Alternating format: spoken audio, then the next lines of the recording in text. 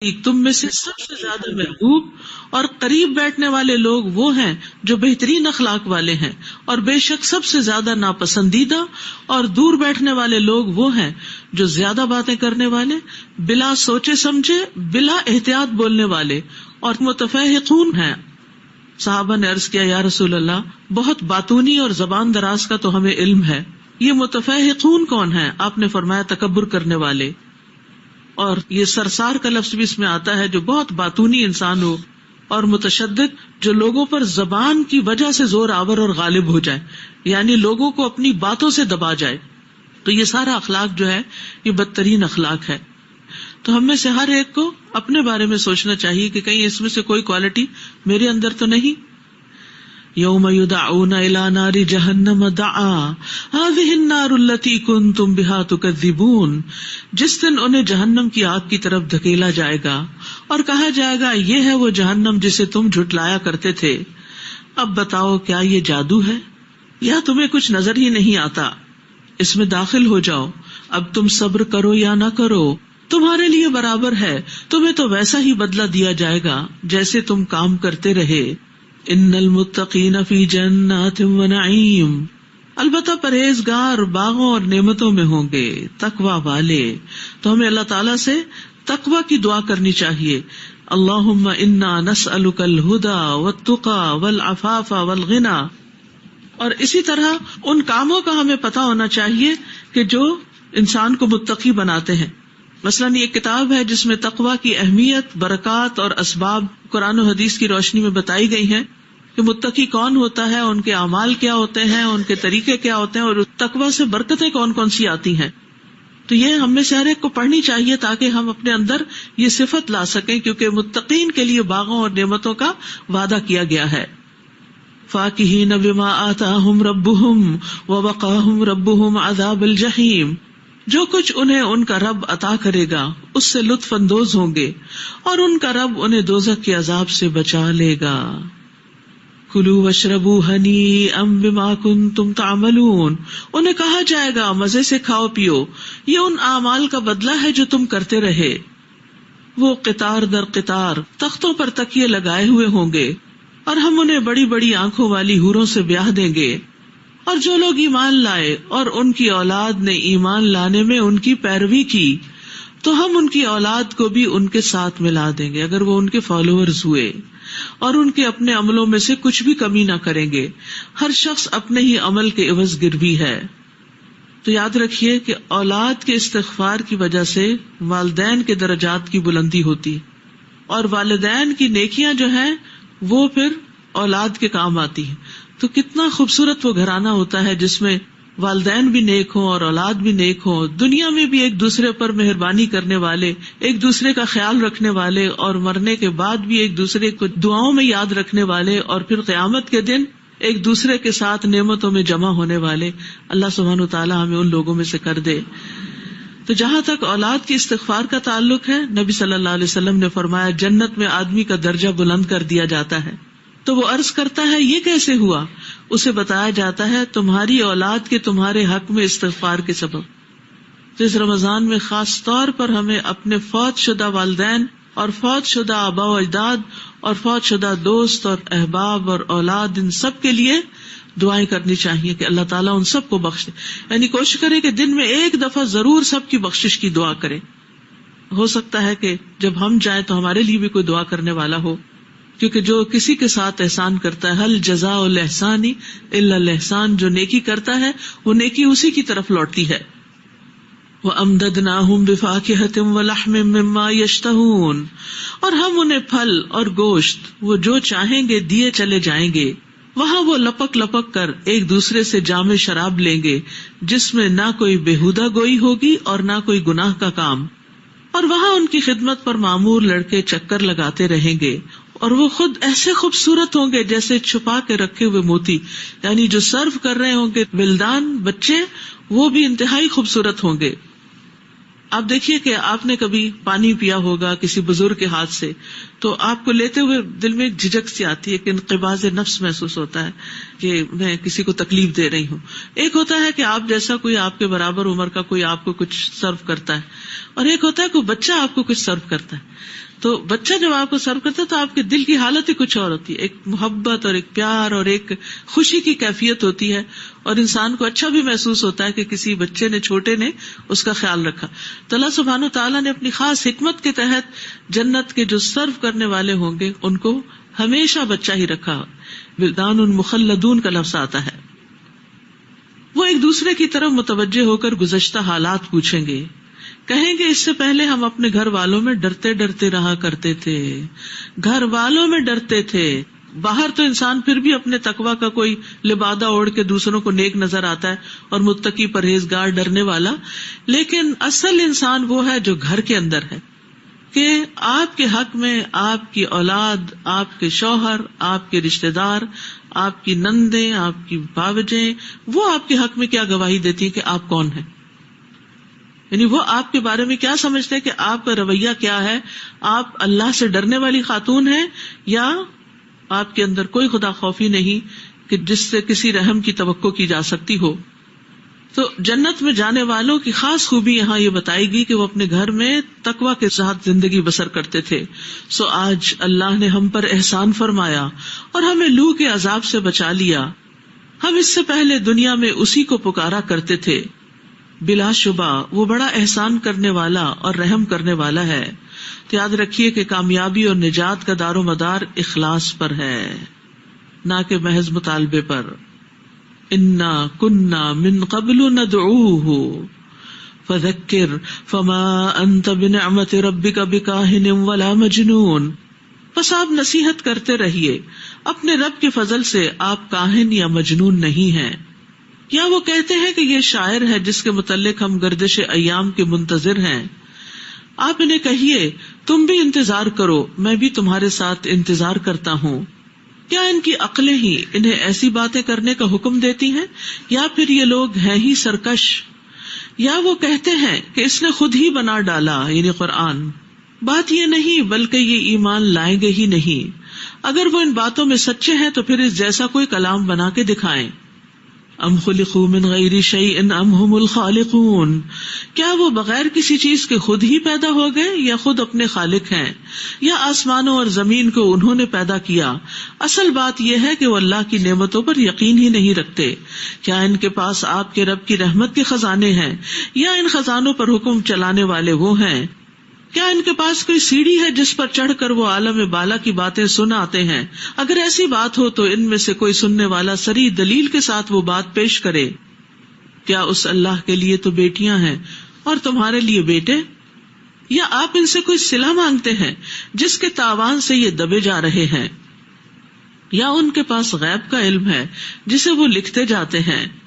یا یہ کوئی چال چلنا چاہتے ہیں حالانکہ یہ کافر خود ہی اس چال میں پھنسنے والے ہیں؟ کیا اللہ کے سوا ان کا کوئی اور الہ ہے؟ اللہ ان سب باتوں سے پاک ہے جن میں یہ اس کا شریک بناتے ہیں.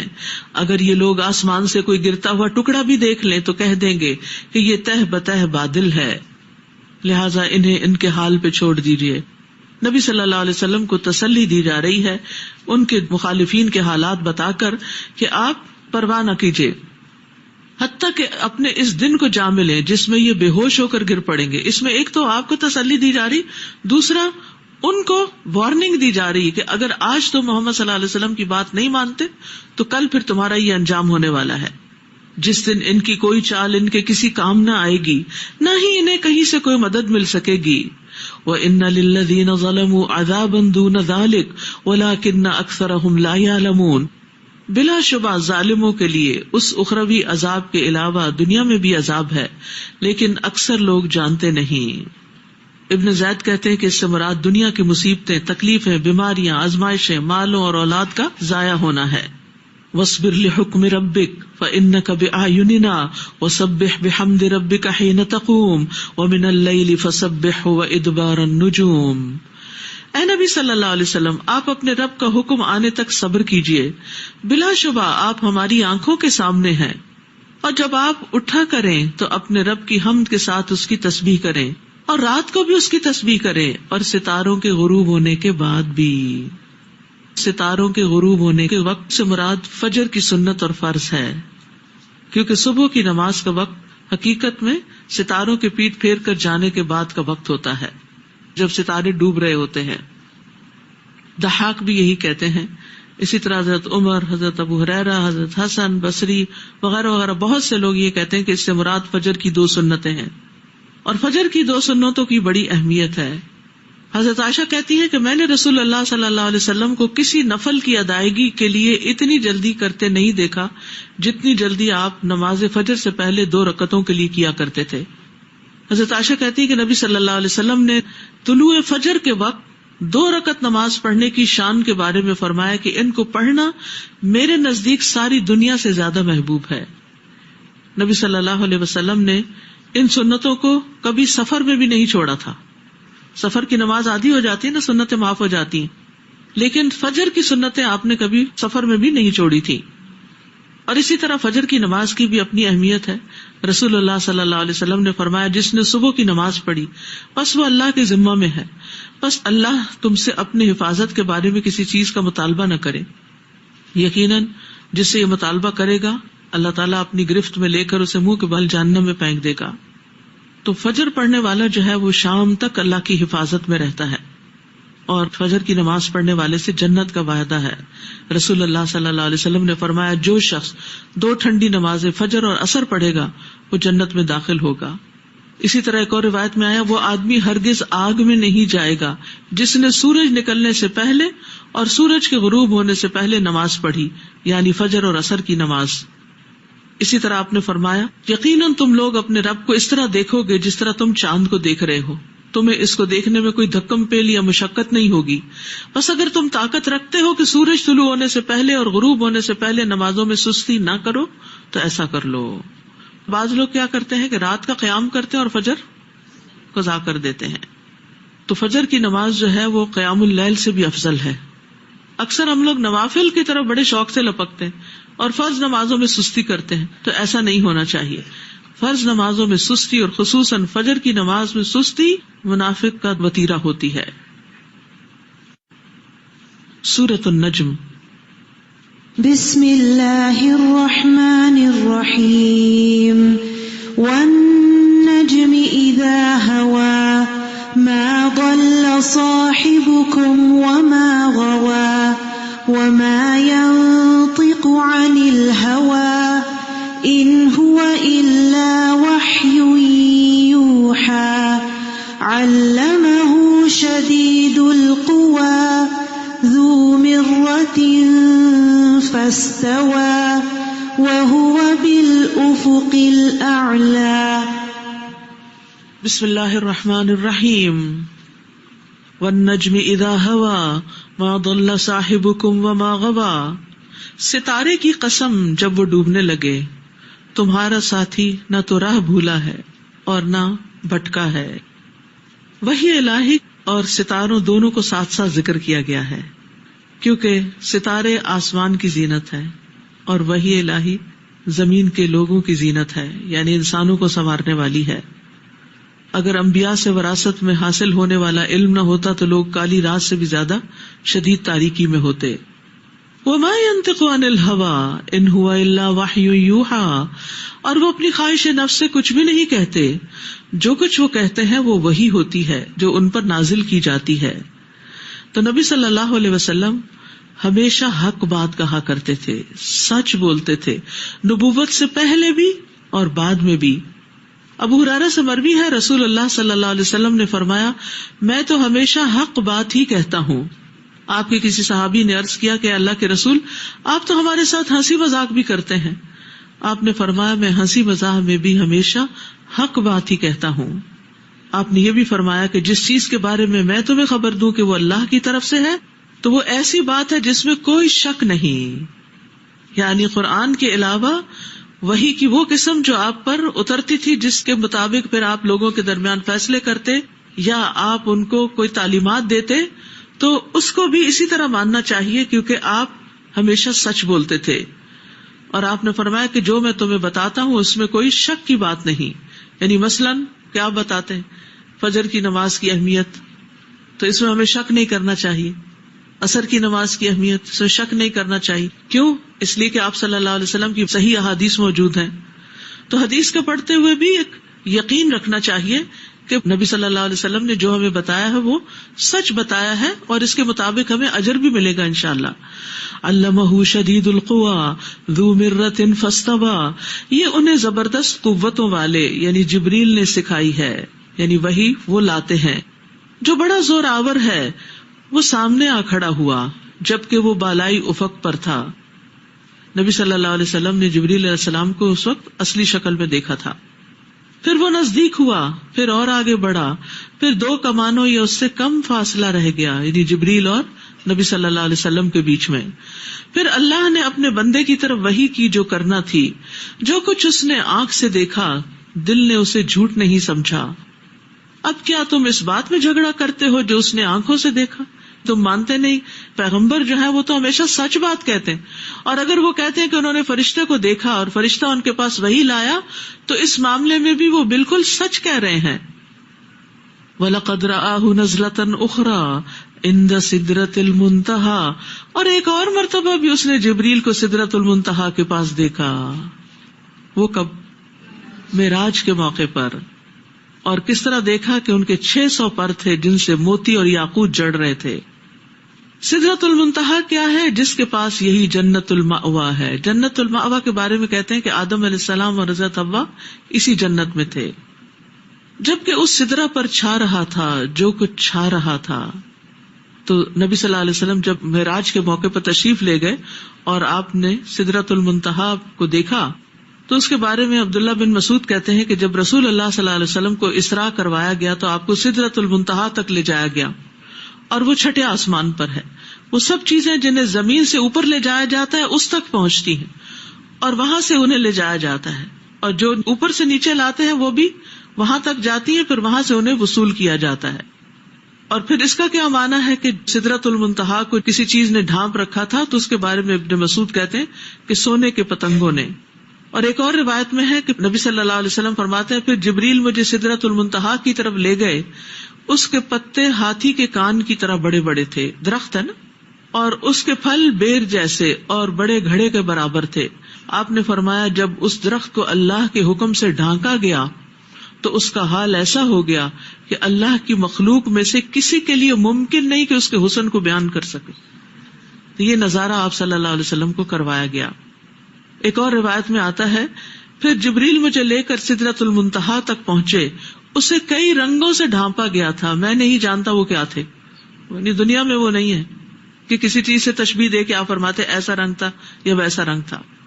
وہاں پہنچ کر بھی ما زاغ البصر وما طغى، نہ ان کی آنکھ چندھیائی اور نہ نگاہ آگے گئی. نبی صلی اللہ علیہ وسلم اس موقع پر بھی انتہائی کمال ادب کا مظاہرہ کرتے ہیں.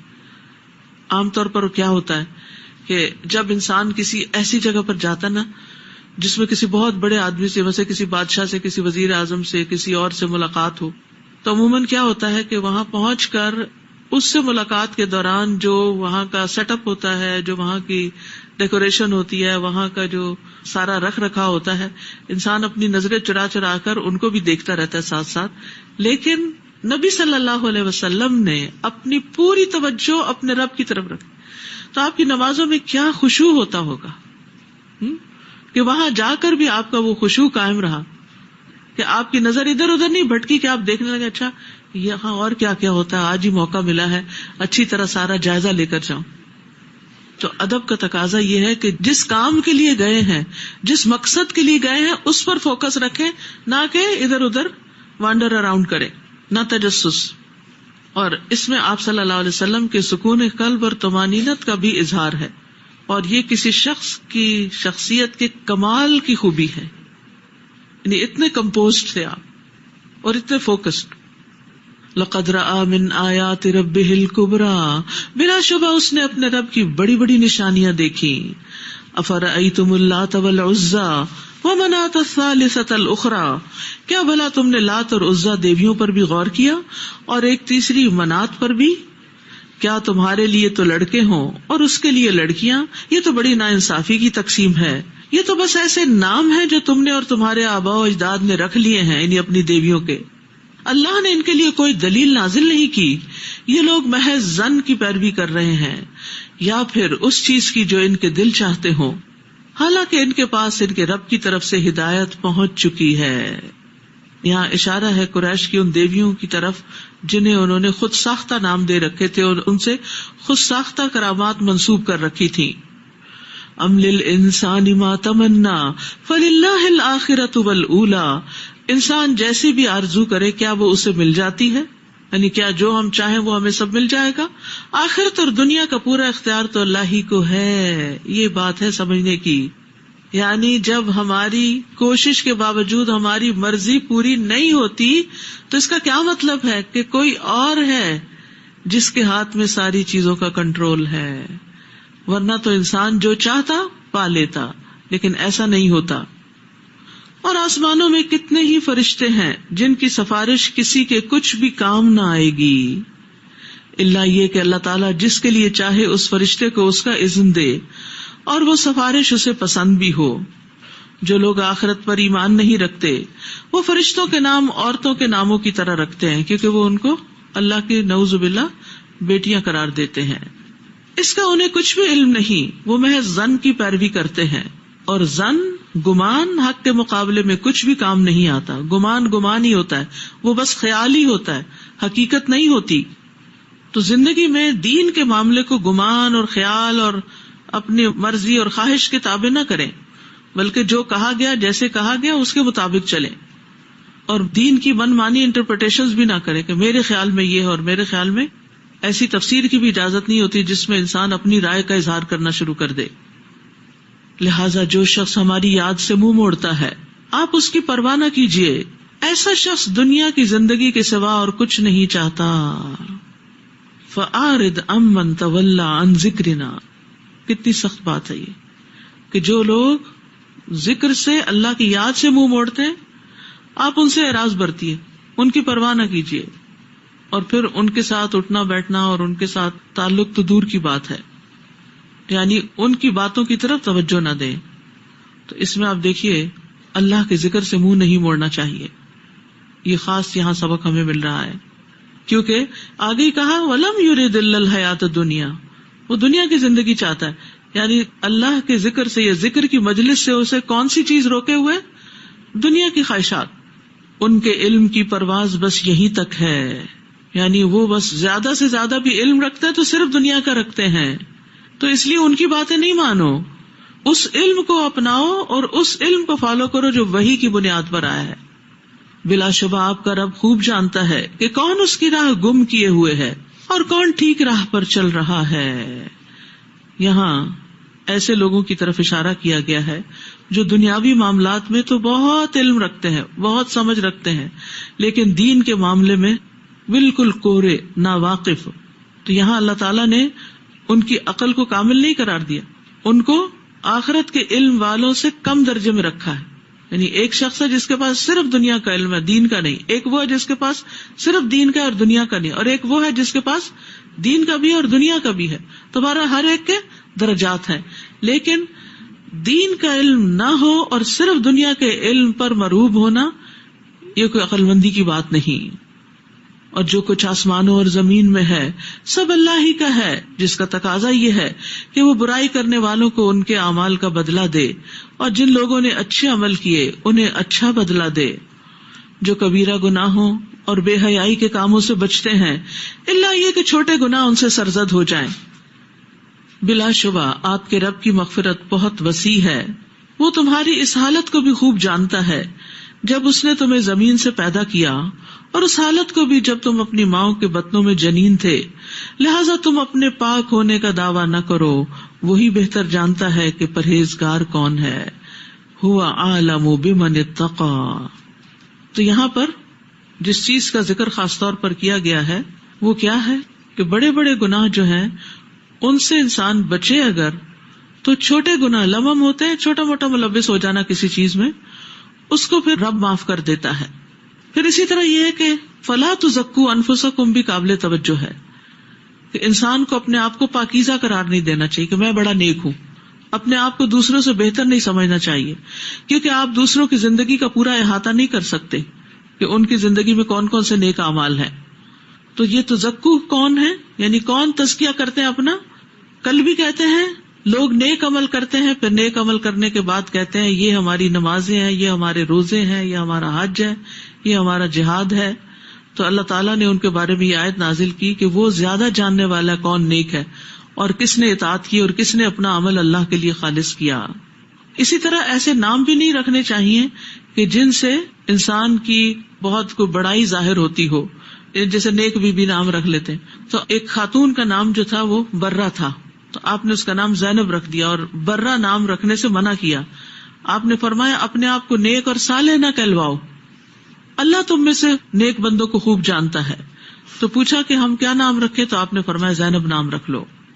تو اپنی نیکیوں کا اشتہار نہ دیں، اپنی نیکیوں کے بارے میں بڑھ چڑھ کے باتیں نہ کریں، میں نے یہ بھی کیا، میں نے وہ بھی کیا. نہیں، اللہ کو پتا ہے کہ کون کس درجے میں ہے. اچھا کر کے بھی ڈرتے رہیں. بھلا پھر آپ نے اس شخص کو دیکھا جس نے روگردانی کی اور تھوڑا سا دیا پھر رک گیا، کیا اس کے پاس علم غیب ہے کہ وہ سب کچھ دیکھ رہا ہو کہ آخرت میں اس کے لیے سب اچھا ہے؟ کیا اسے ان باتوں کی خبر نہیں پہنچی جو موسیٰ کے صحیفوں میں ہیں اور ابراہیم کے صحیفوں میں بھی، جس نے عہد کو پورا کیا؟ کیا تھی وہ باتیں، کیا ہے وہ کامن تعلیمات؟ اللہ تزر وازرۃ وزر اخری، کہ کوئی بوجھ اٹھانے والا دوسرے کا بوجھ نہیں اٹھائے گا. ہر شخص کو اپنے گناہ اپنے کندھوں پہ لادنے پڑیں گے. وَأَن لَيْسَ لِلْإِنسَانِ إِلَّا مَا سَعَىٰ، اور یہ کہ انسان کے لیے وہی کچھ ہے جو اس نے کوشش کی، یعنی انسان کو اپنی کمائی کا ہی بدلہ ملے گا، دوسروں کا کام ہمیں فائدہ نہیں دے گا. وَأَنَّ سَعْيَهُ سَوْفَ يُرَىٰ، اور یہ کہ اس کی کوشش جلد ہی دیکھی جائے گی.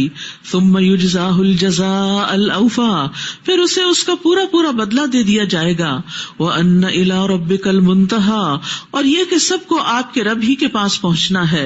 وَأَنَّهُ هُوَ أَضْحَكَ وَأَبْكَىٰ وَأَنَّهُ هُوَ أَمَاتَ وَأَحْيَا وَأَنَّهُ خَلَقَ الزَّوْجَيْنِ الذَّكَرَ وَالْأُنثَىٰ مِن نُطْفَةٍ إِذَا تُمْنَىٰ، اور یہ کہ وہی ہنساتا اور رلاتا ہے، اور یہ کہ وہی مارتا اور زندہ کرتا ہے، اور یہ کہ اسی نے نر اور مادہ کی دو قسمیں پیدا کی ہیں نطفے سے جبکہ وہ رحم میں ٹپکایا جاتا ہے. اب دیکھیے کہ یہ ہنسنا اور رونا، اس کا طریقہ بھی اللہ نے ہی سکھایا ہے. جانوروں کے اندر آپ دیکھیں گے کہ ان کو ہنسنا نہیں آتا. آپ ان کے سامنے اچھی سے اچھی غذا رکھ دیں، they don't know how to smile. نہ چڑیا کو، نہ کبوتر کو، نہ کتے کو، نہ بلی کو، نہ گائے کو، نہ بھینس کو، کسی کو ہنسنا نہیں آتا. اور عام طور پہ آپ ان کو روتے ہوئے بھی نہیں دیکھتے. لیکن انسان کے اندر اللہ نے جذبات رکھے اور اس کو ہنسنا سکھایا، رونا سکھایا، اور پھر ایسے مواقع پیدا کیے کہ جس سے انسان کے اندر کی ان چیزوں کی سیٹسفیکشن بھی ہو. تو یہ پہلی زندگی کی ساری باتیں کر کے اللہ کی قدرت ظاہر کر کے پھر فرمایا اور یہ کہ دوسری بار زندہ کرنا بھی اس کے ذمہ ہے. جس نے پہلی بار پیدا کیا وہ دوبارہ بھی پیدا کرے گا. اور یہ کہ وہی دولت مند بناتا اور مفلس کرتا ہے. تمہاری مال اور رزق بھی اللہ کے ہاتھ میں ہے، اس لیے اسی کی طرف توجہ کرو. یہ سب بتانے کا مقصد کیا ہے کہ ان سارے حالات اور مواقع پر اپنے رب کی طرف رجوع کرو. اور یہ کہ وہی شعرا ستارے کا مالک ہے، یعنی شعرا ستارے کو مت پوجو، وہ اللہ کی مخلوق ہے. اور یہ کہ اسی نے عاد اولا کو ہلاک کیا اور سمود کو بھی، حتیٰ کہ کوئی بھی باقی نہ چھوڑا. اور اس سے پہلے قوم نوح کو بھی ہلاک کیا کیونکہ وہ لوگ بھی بہت ظالم اور سرکش تھے. والمؤتفکۃ اہوا فغشاها ما غشا فبأي آلاء ربک تتمارا، اور اسی نے الٹائی ہوئی بستی کو گرا مارا. قوم لوط کی بستی کی طرف اشارہ ہے. پھر اس پر تباہی چھا گئی جس نے اس بستی کو پوری طرح ڈھانپ لیا. پس تو اے انسان اپنے رب کی کن کن نعمتوں میں شک کرے گا. اب آپ ذرا کمپیئر کریں عربی عبارت اور اردو ترجمے کو، نو کمپیریزن. تو عربی میں جب قرآن سمجھ میں آتا ہے تو وہ دل پہ اور ہی طرح اثر کرتا ہے، لیکن جب اسی کے ہم اردو ترجمہ کرنے لگتے ہیں نثر میں تو بالکل وہ مزہ ہی ختم ہو جاتا ہے. اس لیے آپ میں سے ہر ایک قرآن کے اندر غور و خوض کرتا رہے. جس نے پڑھا نہیں سمجھ کر وہ پڑھے، اور پھر جب بھی پڑھے یا پڑھائے کچھ نہ کچھ اس کے معنی کے اندر ضرور غور کرے. اور اس کے لیے بہترین ہے کہ اگر آپ لفظی ترجمے والے قرآن سے تلاوت کریں تو جو لفظ بھولے فٹ اس کا ترجمہ ساتھ دیکھ لیں کہ کس لفظ کو کس طرح بیان کیا گیا. یہ نبی بھی پہلے ڈرانے والوں میں سے ایک ڈرانے والا ہے. ازفت الازفہ لیس لها من دون اللہ کاشفہ، آنے والی گھڑی قریب آ پہنچی ہے، یعنی قیامت قریب ہے، اللہ کے سوا کوئی اسے ہٹانے والا نہیں. کیا تم اس بات سے تعجب کرتے ہو اور تم ہنستے ہو مگر روتے نہیں؟ تم کھیل کود میں پڑھ کر اس سے غافل ہو چکے ہو، دنیا کی رونقوں میں گم ہو کے قرآن سے غافل ہو. یہاں لفظ سامدون استعمال ہوا ہے. سامدون سمود سے ہے جس کا معنی ہے گیت گانا، اور سمود کہتے ہیں غافل ہونے اور چیزوں کو فراموش کر دینے کو، کیونکہ گیت گانے جو ہیں وہ غفلت اور فراموشی کا سبب بنتے ہیں، انسان کو غافل کرتے ہیں. اس کی مثال کیا ہے؟ مثلاً آپ کے دل پہ کوئی غم ہے، کوئی بوجھ، تو اب اگر آپ میوزک میں یا کسی ایسی چیز میں انوالو ہو جائیں گے تو آپ کو وقتی طور پر وہ سب کچھ غم غلط ہو جائے گا. اسی طرح اگر کوئی اچھی باتیں آپ نے یاد کی ہوئی ہیں، کوئی دل میں ایمان خشوع و خضوع ہے، تو ایسی چیزوں میں مشغول ہو کر آپ کے دل سے وہ بھی نکل جائے. تو یہ گانا بجانا ایک ایسی چیز ہے کہ جو انسان کو آخرت سے غافل کرتی ہے، اپنی دنیا کے فرائض سے غافل کرتی ہے، اپنی ذمہ داریوں کے احساس سے بے خبر کر دیتی ہے. فاسجدوا للہ واعبدوا، بس اللہ کے آگے سجدہ کرو اور اسی کی بندگی بجا لاؤ. سورۃ القمر. بسم اللہ الرحمن الرحیم. اقتربت الساعة وانشق القمر وإن يروا آية يعرضوا ويقولوا سحر مستمر وكذبوا واتبعوا أهواءهم وكل أمر مستقر وَلَقَدْ جَاءَهُمْ مِنَ الْأَنْبَاءِ مَا فِيهِ مُزْدَجَرٌ. بسم اللہ الرحمن الرحیم. اقتربت الساعة وانشق القمر. قیامت کی گھڑی قریب آ گئی اور چاند پھٹ گیا. یہ نبی صلی اللہ علیہ وسلم کا ایک معجزہ تھا. یہ کافر خواہ کوئی معجزہ دیکھ لیں تو اس سے منہ موڑ لیتے ہیں، یعنی پھر بھی ایمان نہیں لائے، حالانکہ انہوں نے اپنی آنکھوں کے سامنے چاند کو 2 حصوں میں پھٹتے اور پھر جڑتے ہوئے دیکھا، اور کہتے ہیں کہ یہ تو جادو ہے جو ہمیشہ سے چلا آ رہا ہے. معجزے کو جادو قرار دے دیا اور انہوں نے اسے جھٹلایا اور اپنی خواہشات ہی کی پیروی کی، جبکہ ہر کام کا ایک وقت مقرر ہے. یاد رکھیے، خواہش پرستی جو ہے یہ حق کو جھٹلانا آسان کر دیتی ہے، پھر انسان حق اور باطل کو خلط ملط کر دیتا ہے، ہدایت اور بھلائی کو دیکھ نہیں پاتا. تو ہر عمل کرنے والا جو ہے وہ کہیں نہ کہیں پہنچنے والا ہے، جیسا عمل ہوگا ویسا ہی انجام ہوگا. وَكُلُّ أَمْرٍ مُسْتَقِرٌ وَلَقَدْ جَاءَهُمْ مِنَ الْأَنْبَاءِ مَا فِيهِ مُزْدَجَرٌ حِكْمَةٌ بَالِغَةٌ فَمَا تُغْنِ النُّذُرُ. اور ان لوگوں کو پہلی قوموں کی خبریں مل چکی ہیں جن میں کافی تنبیہ ہے، ان میں کامل دانائی کی باتیں ہیں، لیکن یہ تنبیہات ان کے کسی کام نہ آئیں. لہذا آپ ان کی پرواہ نہ کیجیے، جس دن پکارنے والا ایک ناگوار چیز کی طرف پکارے گا، یعنی حشر کے میدان کی طرف. تو یہ لوگ سہمی سہمی نگاہوں سے اپنی قبروں سے یوں نکل آئیں گے جیسے بکھری ہوئی ٹڈیاں ہوں، اچھل اچھل کے باہر نکل کے آ جائیں گے قبروں سے. تہوں کی تہوں میں جو لوگ پڑے ہوئے ہوں گے زمین میں، جو ڈیپسٹ بھی ہوں گے، سب نکل کے باہر. خش عن ابصارہم، ان کی آنکھیں جو ہے وہ سہمی ہوئی ہوں گی، ڈرے ہوئے ہوں گے، گھبرائے ہوئے ہوں گے کہ یہ سب کیا ہو رہا ہے. تو آنکھ کا جو خشوع اور دبنا اور جھکنا ہوتا ہے نا، وہ ذلت کی علامت ہوتا ہے. وہ پکارنے والے کی طرف دوڑے جا رہے ہوں گے. اس دن کافر کہیں گے یہ دن تو بڑا کٹھن ہے. مومنوں کے لیے وہ دن آسان ہوگا، لیکن کافروں کے لیے یہ دن بڑا سخت ہوگا.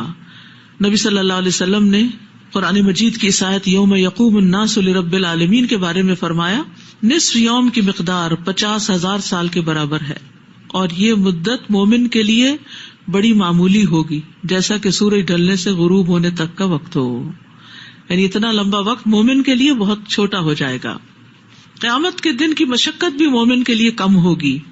اس وقت سب لوگ پسینے کی لگام منہ میں ڈالے ہوئے ہوں گے، اور رہے مومن تو ان پر وہ زکام کی طرح ہوگا، اور کافر پر موت جیسی کیفیت طاری ہو جائے گی، موت جیسی سختی۔ یاد رکھیے اگر ہم آخرت کے دن کو مانتے ہیں تو ہمیں اس دن کی تیاری کرنی چاہیے، اور اس دن کی کیفیات کا بھی ہمیں پتہ ہونا چاہیے، کتنا ٹائم لگے گا، کتنی دیر میں فارغ ہو جائیں گے، کیسی کیفیت ہوگی، لوگ کیسے ہوں گے۔ یہ ساری معلومات قرآن مجید میں بھی ہیں اور ان کے بارے میں کتابیں بھی لکھی گئی ہیں۔ تو اس لیے آخرت کا تذکرہ انسان کے اعمال کو درست کرنے کے لیے بڑا مفید رہتا ہے۔ جس کو آخرت کا غم لگ جاتا ہے وہ دنیا کا غم بھول جاتا ہے، اس کے نزدیک دنیا کے بڑے بڑے مسائل بہت چھوٹے ہو جاتے ہیں، بہت حقیر ہو جاتے ہیں۔ وہ سوچتا ہے یہ کیا مسئلہ ہے، مسئلہ تو آخرت ہے، یہ نقصان کیا ہے، اصل نقصان تو آخرت کا ہے، یہ ناکامی کیا ہے، اصل ناکامی تو وہاں ہے۔ تو انسان کے لیے دنیا بھی آسان ہو جاتی ہے، وہ کہتا ہے کہ یہاں چند دن کے لیے ہو، یہاں کی ہر چیز برداشت ہو سکتی ہے، فکر کرو اس دن کی اور تیاری کرو اس دن کی۔ کذبت قبلہم قوم نوح، ان سے پہلے نوح علیہ السلام کی قوم جھٹلا چکی ہے، انہوں نے ہمارے بندے کو جھٹلا دیا اور کہنے لگے یہ دیوانہ ہے، اور اس کو جھڑک دیا گیا۔ یہ نبی صلی اللہ علیہ وسلم کو تسلی دینے کے لیے بتایا جا رہا ہے کہ آپ سے پہلے پیغمبروں پر بھی بڑی بڑی مشکلات گزری ہیں۔ چنانچہ انہوں نے اپنے رب سے دعا کی، انی مغلوب فانتصر، میں مغلوب ہو چکا، تو ان سے بدلہ لے لے۔ ففتحنا ابواب السماء بماء منہمر، تب ہم نے موسلادھار بارش سے آسمان کے دروازے کھول دیے، اور زمین کو پھاڑ کر ہم نے کئی چشمے بہا دیے۔ نیچے اور اوپر کا پانی ایک ایسے کام کے لیے مل گیا جو مقدر ہو چکا تھا، اور نوح علیہ السلام کو ہم نے ایک تختوں اور کیلوں والی کشتی پہ سوار کر دیا جو انہوں نے خود ہی بنائی تھی، جو ہماری آنکھوں کے سامنے چل رہی تھی۔ یہ بدلہ اس شخص کی خاطر دیا گیا تھا جس کا انکار کیا گیا، اور اس کشتی کو ہم نے ایک نشانی بنا کر چھوڑ دیا۔ فہل من مدکر، پھر کیا ہے کوئی نصیحت قبول کرنے والا؟ پھر دیکھ لو میرا عذاب کیسا سخت تھا اور میری تنبیہات کیسی تھیں۔ وَلَقَدْ يَسَّرْنَا الْقُرْآنَ لِلذِّكْرِ فَهَلْ مِن مُدَّكِرٍ، ہم نے اس قرآن کو نصیحت حاصل کرنے کے لیے آسان بنا دیا ہے، پھر کیا ہے کوئی جو نصیحت قبول کرے؟ قشیری کہتے ہیں کہ اللہ نے کچھ لوگوں کی زبانوں پر قرآن پڑھنے کو آسان کر دیا ہے، کچھ لوگوں کو مشقت سے پڑھنا پڑتا ہے اور کچھ آسانی سے پڑھ لیتے ہیں۔ کچھ لوگوں کے دلوں پر اس کے علم کو آسان کر دیا ہے، بڑی جلدی سمجھ جاتے ہیں مفہوم کو۔ کچھ لوگوں کے دلوں پر اس کے فہم کو آسان کر دیا، اور کچھ لوگوں کے دل پر اس کے حفظ کو آسان کر دیا۔ یہ سب کے سب اہل القرآن ہیں، یہ سب کے سب اللہ والے اور اس کے خاص بندے ہیں۔ تو اللہ کی کتاب انتہائی آسان ہے سمجھنے کے اعتبار سے۔ اس کے برعکس جو دنیاوی علوم ہیں ان کو سمجھنے کے لیے پہلے مزید کچھ سیکھنا پڑتا ہے، لیکن پہلی بار بھی جو قرآن کا صرف ترجمہ بھی پڑھ لیتا ہے تو اس کا ایک بڑا حصہ اس کو ڈائریکٹ سمجھ میں آ جاتا ہے یہ کیا کہا گیا۔ رہے احکام، ان میں مزید غور و فکر اور اس سے فقہ احکام جو ہے وہ نکالے جاتے ہیں، تو وہ ہر بندے کا کام نہیں ہوتا، لیکن قرآن جو ہے اس کو پڑھنا اور سمجھنا مشکل نہیں۔ اب دیکھیں عربی زبان میں جو ہماری اپنی زبان نہیں، لیکن چھوٹے چھوٹے بچے اس کی ریڈنگ شروع کر دیتے ہیں، پھر جب ترجمہ یاد کرایا جائے تو وہ بھی یاد ہو جاتا ہے، پھر اسی طرح تفسیر بھی سمجھ میں آنے لگتی، اپنی باتیں لگتی ہیں اس میں۔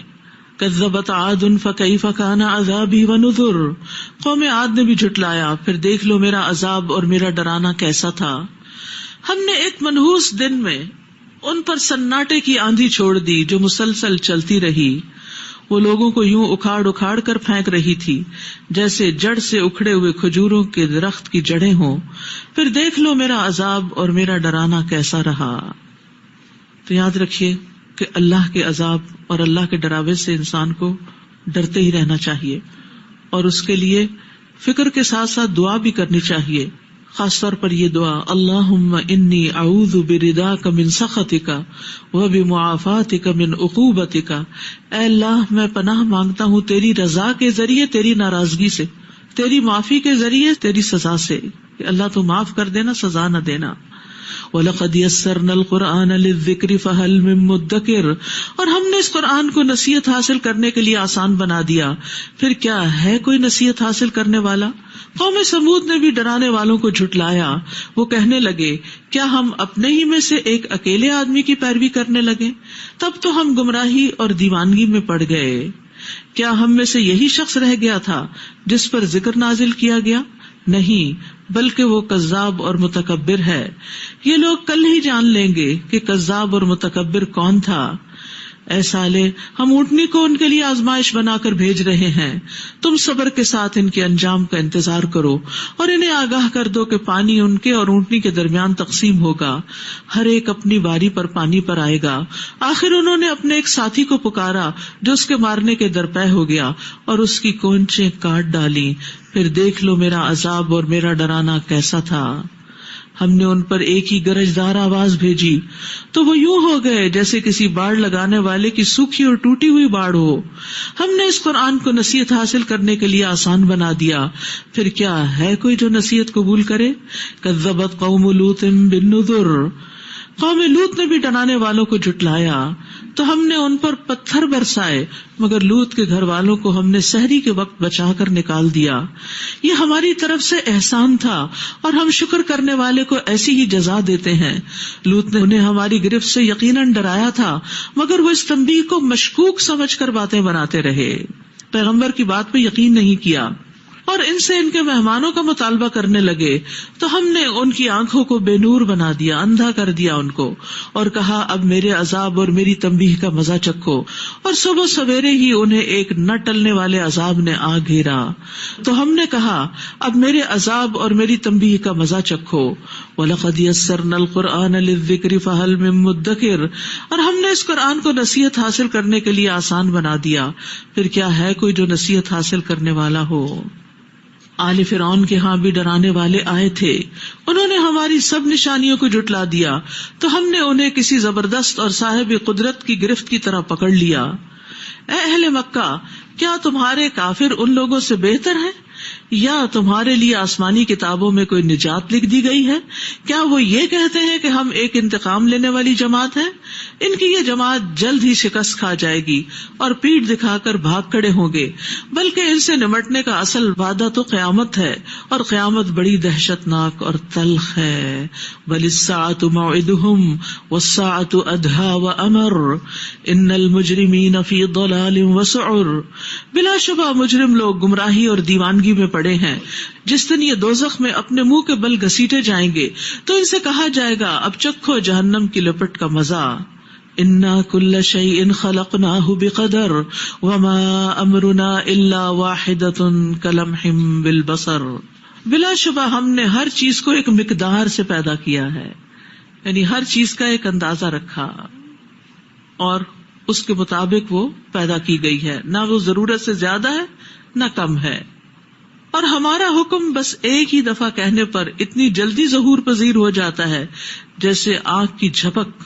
اللہ تعالیٰ جب کن کہتے ہیں تو آنکھ جھپکنے سے بھی پہلے وہ کام ہو چکا ہوتا ہے۔ وَلَقَدْ أَهْلَكْنَا أَشْيَاءَكُمْ فَهَلْ مِن مُّدَّكِرٍ، اور تمہارے جیسی تو بہت سی قوموں کو ہم ہلاک کر چکے ہیں، تو پھر کیا کوئی ہے نصیحت حاصل کرنے والا؟ وَكُلُّ شَيْءٍ فَعَلُوهُ فِي الزُّبُرِ وَكُلُّ صَغِيرٍ وَكَبِيرٍ مُسْتَطَرٍ، اور جو کچھ بھی انہوں نے کیا ہے سب اعمال ناموں میں درج ہے، سب کچھ لکھا ہوا ہے، چھوٹا بڑا، اور ہر چھوٹی اور بڑی بات لکھی ہوئی موجود ہے۔ اس کا مطلب ہے لکھی ہوئی، مستقر۔ ان المتقین فی جنات ونہر فی مقعد صدق عند ملیک مقتدر، بلا شبہ پرہیزگار لوگ باغوں اور نہروں میں ہوں گے، قادر مطلق بادشاہ کے پاس عزت کے مقام میں ہوں گے۔ اللہ ہمیں بھی ان میں شامل کر لے۔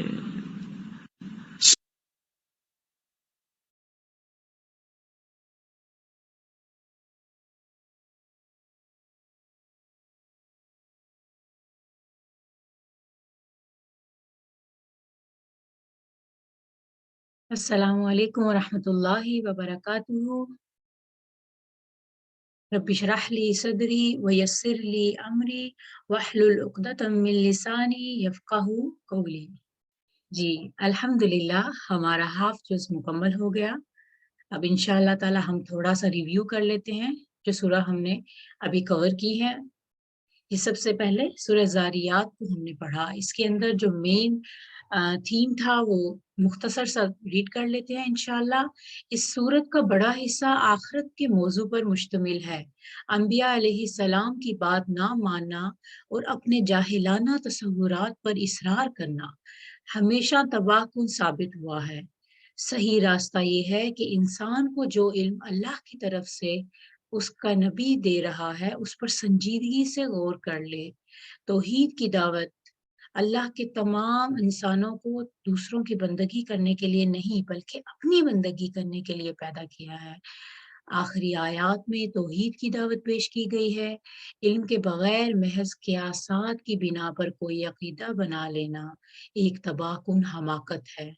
رسول اللہ صلی اللہ علیہ وآلہ وسلم کو ہدایت فرمائی گئی کہ آپ ان سرکشوں کی طرف دھیان نہ کریں اور اپنی دعوت و تذکیر کا کام کیے جائیں. سبحان اللہ. یہ تمام موضوعات تھے اور تمام ایک مختصر سا سمری تھی سورۃ الزاریات کی. اس میں سے آیات دیکھ لیتے ہیں. آیت نمبر 49 کے اندر، اور ہر چیز کو ہم نے جوڑا جوڑا پیدا کیا ہے تاکہ تم نصیحت حاصل کرو. جی مادہ اور نر، دن اور رات، آسمان اور زمین، اجالا اور اندھیرا، سیاہی اور سفیدی، صحت اور مرض، کفر اور ایمان. سبحان اللہ. اللہ تعالیٰ نے ہر چیز کا ایک جوڑا بنایا ہے. اور آپ دیکھیں سبحان اللہ، آپ سب ہی اس چیز میں سے گزرے ہوں گے کہ اللہ سبحانہ و تعالیٰ نے انسان میں نر اور مادہ جو ہماری ازواجی زندگی ہے، آپ سوچیں اگر انسان اکیلا اکیلا زندگی گزارتا، اکیلے ہمیں بچوں کو پالنا ہوتا، اکیلے ہمیں زندگی کو سروائیو کرنا پڑتا، تمام تر مشکلات سہنی پڑتی تو کتنا مشکل ہو جاتا. تو اللہ تعالیٰ دو لوگوں کو ایک ساتھ ملا کے، اور ایک اگر کمزور ہے تو دوسرے سے وہ طاقت لے لے، دوسرا کمزور ہے تو وہ پہلے سے طاقت لے لے. تو سبحان اللہ، زندگی گزارنا، اللہ تعالیٰ کے احکامات پہ عمل کرنا آسان ہو جاتا ہے. سبحان اللہ. پھر دیکھیے آیت نمبر 50 کے اندر، بس تم اللہ کی طرف دوڑ بھاگ یعنی رجوع کرو، یقیناً میں تمہیں اس کی طرف سے صاف صاف تنبیہ کرنے والا ہوں. یہاں پہ کیا کہا جا رہا ہے کہ دوڑو اللہ کی طرف. سبحان اللہ. یہی ہم مومن کا، ہم انسانوں کا یہی ٹارگٹ ہونا چاہیے کہ نیک وقت اللہ کی طرف ہی بھاگتے ہیں، سستی سے چستی کی طرف بھاگتے ہیں، کیونکہ ان کا ایمان کا لیول ڈاؤن نہیں ہوتا، وہ کبھی بھی لیزی نہیں ہوتے کوئی بھی نیکی کے کام کو دیکھ کے. پھر علم یقینی حاصل کرنے کے لیے دوڑتے ہیں، اور علم اور عمل کے بعد باطنی تزکیہ اور باطنی خشوع کی طرف دوڑتے ہیں. ان کا علم صرف لفظی نہیں ہوتا، ان کا علم صرف انفارمیشن نہیں ہوتی، وہ ورک کرتے ہیں کہ میرے میں کیا کمیاں ہیں اور کیا کوتاہیاں ہیں، پھر اسے نکالنے کی کوشش کرتے ہیں. ذاتی لذتوں سے خالص اللہ کو پسند کی طرف دوڑتے ہیں کہ ان کی ذات، ان کا نفس کہیں آڑے نہیں آتا، وہ صرف اللہ کو راضی کرنے والے کام زندگی میں کرتے ہیں. اور راستے تو بہت سارے ہیں لیکن ان کو اپنا مقصد حیات پتہ ہوتا ہے کہ میں نے اللہ تعالیٰ کو راضی کرنے والے کام کرنے ہیں. تو اس طرح وہ فوکس رہتے ہیں. پھر اس کے بعد دیکھیں کہ ایک حدیث کا مفہوم ہے کہ انسان اس کے ساتھ ہے جس سے وہ محبت کرتا ہے. محبت کا تقاضا اگر ہم مانتے ہیں کہ ہم اللہ تعالیٰ پہ ایمان لاتے ہیں تو ہمارا یہ ضروری ہے کہ ہم اس کا ثبوت بھی دیں. پھر دیکھیں کہ حضرت علی رضی اللہ عنہ نے فرماتے ہیں کہ تقوی اللہ جل جلال کا خوف، اور جو اس نے نازل کیا اس پر عمل، اور چھوٹی چیز پر بھی راضی رہنا، اور رخصتی یعنی دنیا سے جانے کی تیاری کرتے رہنا، یہ تمام چیزیں تقوی میں شامل ہیں. اور ابن جوزی کی کتاب میں ایک بہت خوبصورت انہوں نے نصیحت اپنے بیٹے کو کی ہے. میرے پیارے بیٹے، جان لو دن کچھ مگر کچھ گھنٹے کچھ نہیں مگر سانسیں، ہر روح ایک پیمانے کی طرح ہے. کوئی لمحہ ایسا نہ گزارو، کوئی سانس ایسی نہ لو کہ جس میں کوئی خیر نہ ہو، اور اگر کوئی لمحہ خیر سے خالی ہوا تو قیامت کے دن اپنا خالی پیمانہ دیکھ کر پچھتاؤ گے. میرے پیارے بیٹے، یاد رکھو اور ہر گھنٹے کا حساب لو اور اسے اچھے طریقے سے گزارو. خود کو غفلت میں نہ ڈالو، بلکہ خود کو نیک اور بہترین اعمال میں ملوث رکھو۔ میرے پیارے بیٹے، اپنی قبر کے لیے وہ سامان بھیجو جو تمہیں وہاں پہنچنے پر خوش کر دے۔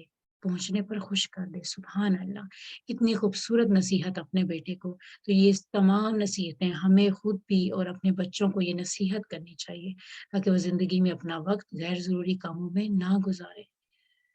اور اس رمضان کا ٹارگٹ ہی یہی ہونا چاہیے کہ میرا اور میرے اللہ کا کنیکشن اور ہمارا ریلیشن صاف شفاف ہو جائے، درمیان میں کوئی بھی نہ ہو، صرف میں اور میرا اللہ۔ یہ سورۃ الطور کی طرف آتے ہیں، اس میں بنیادی چیزیں تھی، آخرت واقعہ ہو کر رہے گی اور کسی میں یہ طاقت نہیں کہ اسے برپا ہونے سے روک سکے۔ آپ کو ہدایت فرمائی گئی کہ آپ ان مشرکین کی پرواہ کیے بغیر اپنی دعوت کا کام جاری رکھیں۔ آپ صلی اللہ علیہ وآلہ وسلم سے فرمایا گیا کہ ایسے ہر دھرم لوگوں کو قائل کرنے کے لیے کوئی معجزہ دکھانا قطعی لا حاصل ہے۔ آپ کو اطمینان دلایا گیا کہ اللہ نے آپ کو بے یار و مددگار نہیں چھوڑا بلکہ آپ کی مسلسل نگہبانی کر رہا ہے۔ سبحان اللہ۔ پھر سورۃ نور کے اندر آپ دیکھ لیے آیت نمبر 12 کے اندر، جو اپنی بیہودہ گوئی میں اچھل کود رہے ہیں۔ اللہ اکبر۔ یہ آیت بہت زیادہ ڈرا دینے والی ہے ہم سب کے لیے۔ ایسے علوم، ایسی چیزیں جس میں کوئی فائدہ نہ ہو، فائدہ حاصل نہیں، کوئی دلیل نہیں اس کی، قیل و قال اللہ تعالیٰ کو پسند نہیں۔ اور زندگی ہمیں ایک بار ہی ملی ہے، اس بات کو جو انسان سمجھ لیتا ہے وہ سرخرو ہو جاتا ہے۔ اپنے اوقات، اپنی گفتگو، اپنی دلچسپی کا جائزہ لیں۔ ہمارے منہ سے نکلی ہوئی ایک بات ہمارے تمام اعمال کو کھا لیتی ہے۔ پھر سورۃ النجم کی طرف آتے ہیں۔ آغاز میں بتا دیا گیا کہ جو اندھیرا تھا وہ اب ختم ہو گیا اور حضور صلی اللہ علیہ وآلہ وسلم کے آتے ہی صبح ہو گئی۔ سبحان اللہ۔ دین وہی صحیح ہے جو حقیقت کے مطابق ہو، اور حقیقت لوگوں کی خواہشات کے تابع نہیں ہوا کرتی۔ آپ اپنی مرضی سے کچھ بھی نہیں کہتے اور نہ کرتے ہیں، بلکہ آپ ہر آن اللہ کی نگرانی میں ہیں۔ مشرکین کو سمجھایا گیا کہ جس دین کی پیروی کر رہے ہو، اس کی بنیاد محض گمان اور مفروضات پر قائم ہے۔ اللہ ہی ساری کائنات کا مالک و مختار ہے۔ ہدایت پر وہ ہے جو اس کی راہ پر ہو، اور گمراہ وہ ہے جو اس کی راہ سے ہٹا ہوا ہو۔ پھر اس کے اندر سے آیت دیکھ لیجئے، آیت نمبر 39، اور یہ کہ ہر انسان کے لیے صرف وہی ہے جس کی کوشش خود اس نے کی۔ انسان کو قیامت کے دن اپنی کوشش کا ہی بدلہ ملے گا۔ ہر شخص اپنی کوشش کے ساتھ بندھا ہوا ہے، جیسا عمل کریں گے ویسا ہی ریوارڈ ملے گا۔ کسی کی مدد، کسی کے وسائل، مال و دولت، اولاد کچھ کام نہ آئے گی۔ پھر سورۃ القمر کی طرف آ جاتے ہیں، اس کا سمری دیکھ لیتے ہیں۔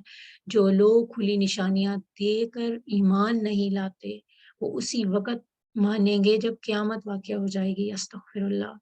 کفار مکہ کو خبردار کیا گیا کہ اگر تم نے بھی وہی روش اختیار کی جس پر گزشتہ اقوام سزا پا چکی ہیں تو تمہارا بھی وہی انجام ہوگا۔ گزشتہ اقوام کی تباہی و بربادی کا بطور عبرت پیش کر کے خبردار کیا گیا کہ قرآن کو جھٹلانے کا کیا انجام ہوگا۔ اللہ تعالیٰ کو قیامت لانے کے لیے کسی بڑی تیاری کی حاجت نہیں۔ اللہ اکبر۔ اور پھر اس میں سے آیت دیکھ لیتے ہیں، آیت نمبر 53، اور اسی طرح ہر چھوٹی بڑی بات بھی لکھی ہوئی ہے۔ بہت ڈرا دینے والی یہ آیت ہے۔ ہر چیز لائنوں پر، ترتیب میں اور دوبارہ پڑھنے کے لائق ہے۔ ہمارا ایک ایک عمل، ہمارا ایک ایک سیکنڈ کے جو ہم کام کر رہے ہیں وہ نظر میں ہے۔ علامہ ابن القیم رحمۃ اللہ فرماتے ہیں کہ اس دنیا میں آپ کو بہت سے ایسے لوگ نظر آئیں گے جن کی دینداری، زہد و تقوی اور عبادت اور ریاضت کی مثال دی جاتی ہے، وہ بھی لاپرواہی میں ایسے کلمات بول جاتے ہیں جو اللہ کی ناراضگی کا سبب ہوتے ہیں، اور پھر بندہ اس ایک کلمے کے نتیجے میں مشرق و مغرب کے مابین کی مسافت سے بھی زیادہ دوری پر اپنے مقام سے نیچے گر جاتا ہے۔ اللہ تعالی ہم سب کو بچائے۔ بہت زیادہ الارمنگ کنڈیشن ہے، ہمارے لفظوں منہ سے نکلی ہوئی ہلکی سی بات ہمیں کہاں سے کہاں لے جائے گی۔ بس یہیں تک تھا. انشاءاللہ تعالیٰ اپنا نیکسٹ کمپلیٹ کرتے ہیں، پھر ہلکا سا ریویو کریں گے. اپنا فوکس، اپنی یکسوئی مکمل رکھیے گا انشاءاللہ. السلام علیکم ورحمۃ اللہ وبرکاتہ.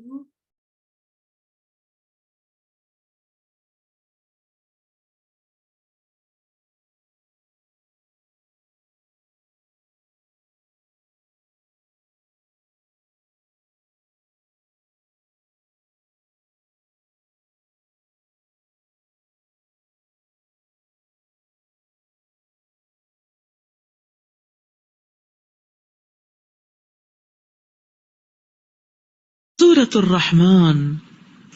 بسم الله الرحمن الرحيم.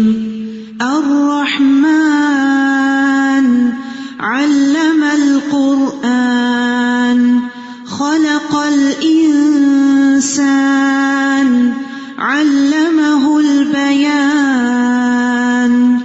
الشمس والقمر بحسبان والنجم والشجر يسجدان. والسماء رفعها ووضع الميزان ألا تطغوا في الميزان. شروع کرتی ہوں اللہ کے نام سے جو بے انتہا مہربان نہایت رحم فرمانے والا ہے. الرحمن علم القرآن، بڑا ہی مہربان رحمان جس نے یہ قرآن سکھایا. کس کو سکھایا؟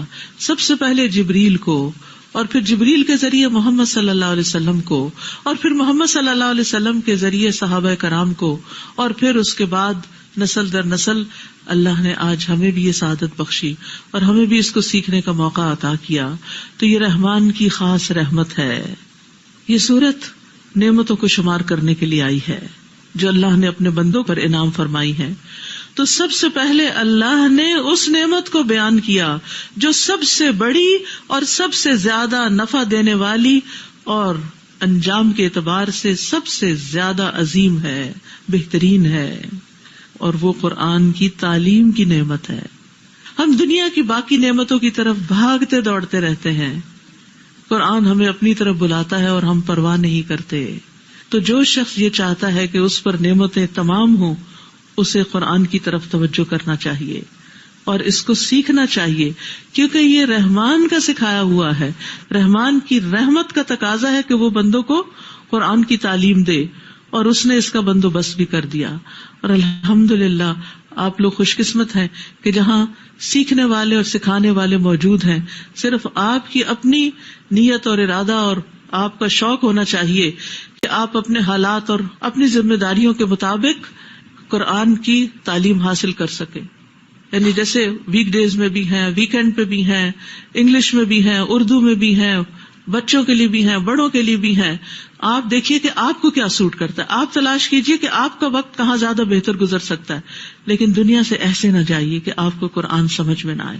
قرآن ہی قبر میں خوبصورت شخص کی شکل میں آپ کا دوست ہوگا اگر آج آپ نے اس کو اپنا دوست بنا لیا. اور اسی پر دونوں جہانوں کی خوش بختی کا مدار ہے. اس نعمت کے بعد تخلیق کی نعمت کا ذکر کیا. خلق الانسان، انسان کو پیدا کیا. یعنی خود ہمارا وجود بھی ایک نعمت ہے ہمارے لیے کہ ہم ایگزسٹ کرتے ہیں تو یہ نعمتوں سے فائدہ اٹھاتے ہیں. لیکن خلق سے پہلے بھی علم پہلے، خلق بعد میں. پھر علمہ البیان، پھر اسے بات کرنا سکھایا، یعنی بولنا سکھایا. تو کیا ہم اللہ کا کلام نہیں بولیں گے؟ یعنی اللہ نے اگر ہمیں بولنا سکھایا تو ہم دنیا بھر کی باتیں کرتے رہیں گے اور اللہ کی بات نہیں کریں گے، اس کو نہیں پڑھیں گے، اس زبان سے ادا نہیں کریں گے، اس کو صحیح مخارج کے ساتھ صحیح طریقے سے. اب انشاءاللہ آپ کے لیے تجوید کے کورسز بھی شروع ہونے والے ہیں، ان کی بھی ڈیٹیلز معلوم کیجیے تاکہ اس کو صحیح طور پر پڑھنا آتا ہو آپ کو. یعنی ہم انگریزی تو پرفیکٹ لہجے میں بولیں اور اس کے لیے پریکٹس بھی کرتے رہیں، اور اگر نہ بولنی آتی ہو تو شرمندگی محسوس کریں. لیکن اللہ کا کلام، اللہ کی زبان اگر نہیں صحیح طور پر ادائیگی آتی تو ہمیں کوئی شرمندگی بھی نہ ہو اور اس کا احساس ہی نہ ہو. لیکن شرمندگی اس حد تک نہ بڑھے کہ آپ پڑھنے سے ہی رک جائیں، کیونکہ بہت سے لوگ اس لیے نہیں پڑھتے کہ انہیں پڑھنا نہیں آتا. تو نہیں آتا اسی لیے تو پڑھتے ہیں تاکہ پڑھنا آ جائے. تو آپ کی عمر کوئی بھی ہو، آپ کی مصروفیت کچھ بھی ہو، کچھ نہ کچھ حصہ لاک کر لیں کہ یہ تو میرا قرآن کا حصہ ہے. حتیٰ کہ روزانہ پڑھنے کا بھی. آپ دیکھیے کہ نبی صلی اللہ علیہ وسلم نے عبداللہ بن عمر کو جو سجیسٹ کیا تھا وہ مہینے میں ایک قرآن ختم کرنا تھا. تو ہم سب کا بھی مہینے میں ایک تو ہونا چاہیے, لیکن اگر ایک نہیں ہوتا تو کم از کم 2 مہینے میں تو ایک ہو جانا چاہیے. آدھا جز تو روز پڑھنے والے ہوں. صحابہ کرام تو 7 دن میں ختم کر لیتے تھے اور بعض 3 دن میں ختم کر لیتے تھے. لیکن چونکہ ہمارے پاس ٹائم نہیں, بھئی وہ ٹائم کہاں ہے, کہاں لگ رہا ہے, کیا وہ اس سے بھی زیادہ اہم کام میں لگ رہا ہے؟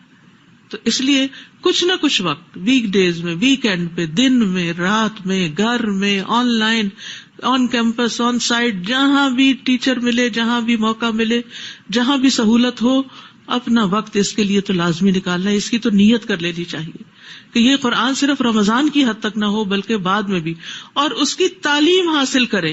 یاد رکھیں یہاں جو بات کی جا رہی نا علم القرآن, یہ تعلیم کی بات ہو رہی ہے. یعنی اس کو سیکھیں, اس کو پڑھنا سیکھیں, اس کا معنی سیکھیں, اس کی تفسیر سیکھیں, اس میں تدبر سیکھیں, اس میں غور و فکر سیکھیں, اس کو حفظ کرنا سیکھیں. یہ ساری چیزیں اس میں آ جاتی ہیں. پھر فرمایا سورج اور چاند ایک مقررہ حساب سے چل رہے ہیں اور جڑی بوٹیاں اور درخت اسے سجدہ کر رہے ہیں.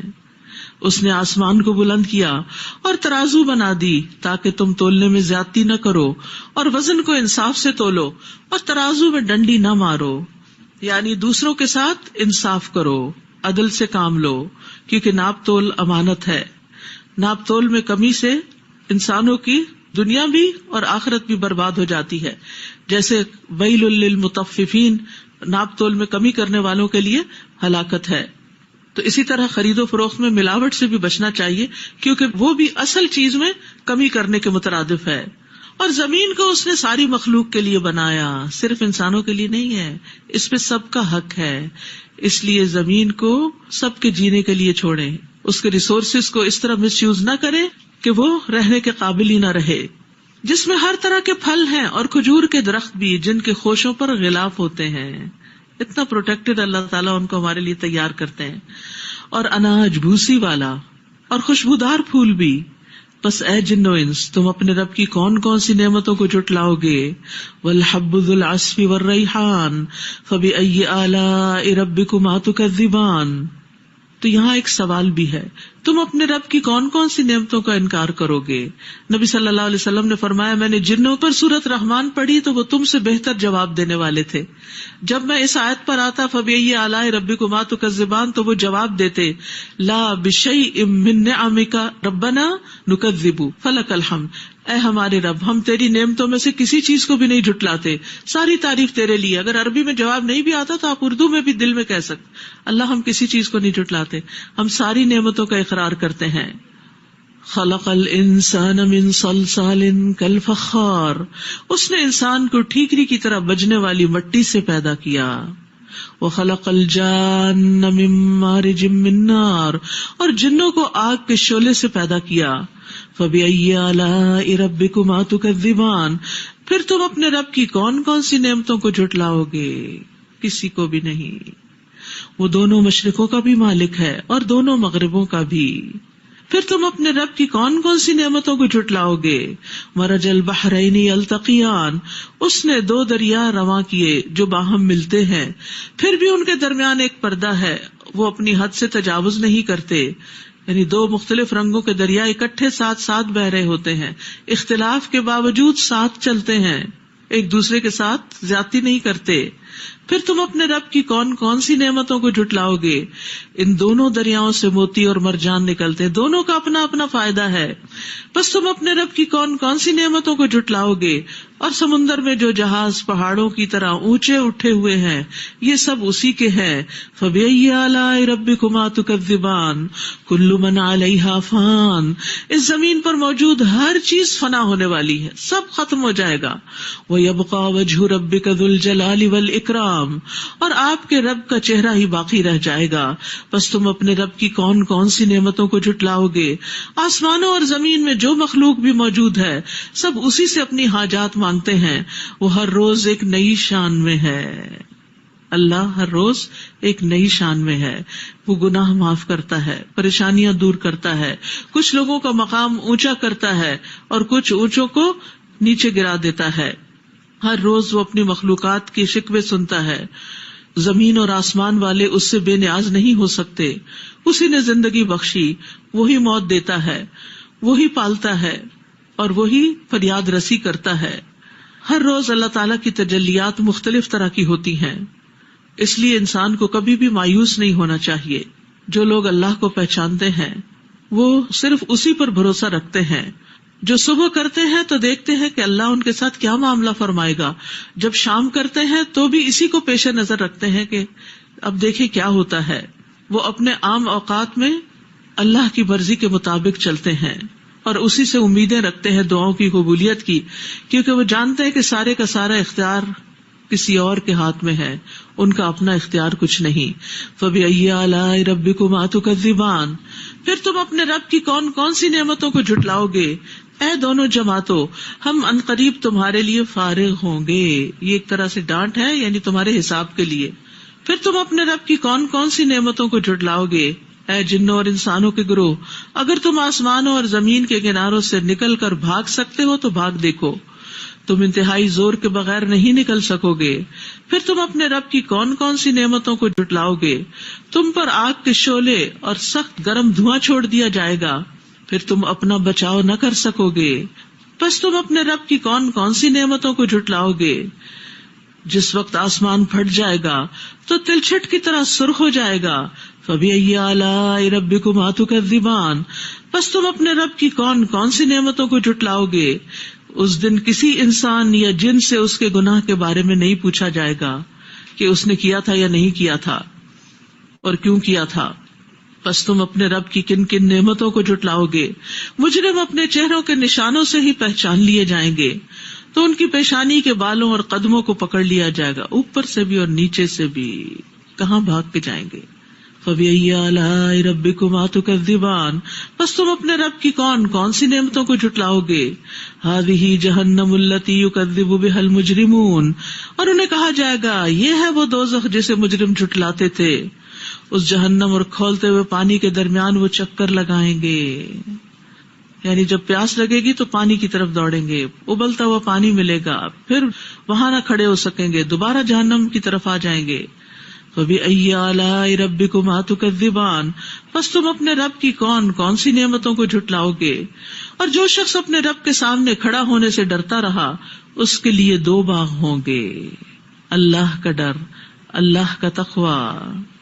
یہ ایسا نہیں جیسے شیر سے ڈرتا ہے انسان, نہیں, اس کا مطلب ہوتا ہے اللہ کے ڈر سے نافرمانیوں سے رک جانا اور اللہ کے ڈر سے اطاعت کرنا. فَبِأَيِّ آلَاءِ رَبِّكُمَا تُكَذِّبَانِ, پس تم اپنے رب کی کون کون سی نعمتوں کو جھٹلاؤ گے. ذَوَاتَا أَفْنَانٍ, وہ دونوں باغ لمبی لمبی اور بڑی بڑی شاخوں والے ہوں گے, کیا حسن ہوگا ان کا.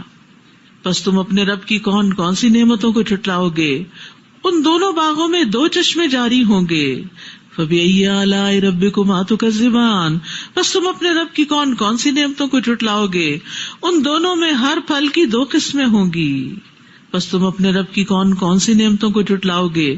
جنتی لوگ ایسے بچھونوں پر تکیے لگائے ہوئے ہوں گے جن کے استر موٹے ریشم کے ہوں گے, اور ان دونوں باغوں کے پکے ہوئے پھل لٹک رہے ہوں گے.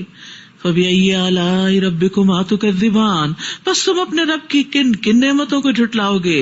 ان باغوں میں نگاہ نیچی رکھنے والی عورتیں ہوں گی, نگاہ نیچی رکھنے والی, غض بصر کرنے والی, جنہیں اس سے پہلے کسی انسان یا جن نے چھوا تک نہ ہوگا. فَبِأَيِّ آلَاءِ رَبِّكُمَا تُكَذِّبَانِ, پس تم اپنے رب کی کن کن نعمتوں کو جھٹلاؤ گے. كَأَنَّهُنَّ الْيَاقُوتُ وَالْمَرْجَانُ, وہ ایسے ہوں گے جیسے ہیرے اور مرجان. پس تم اپنے رب کی کن کن نعمتوں کو جھٹلاؤ گے.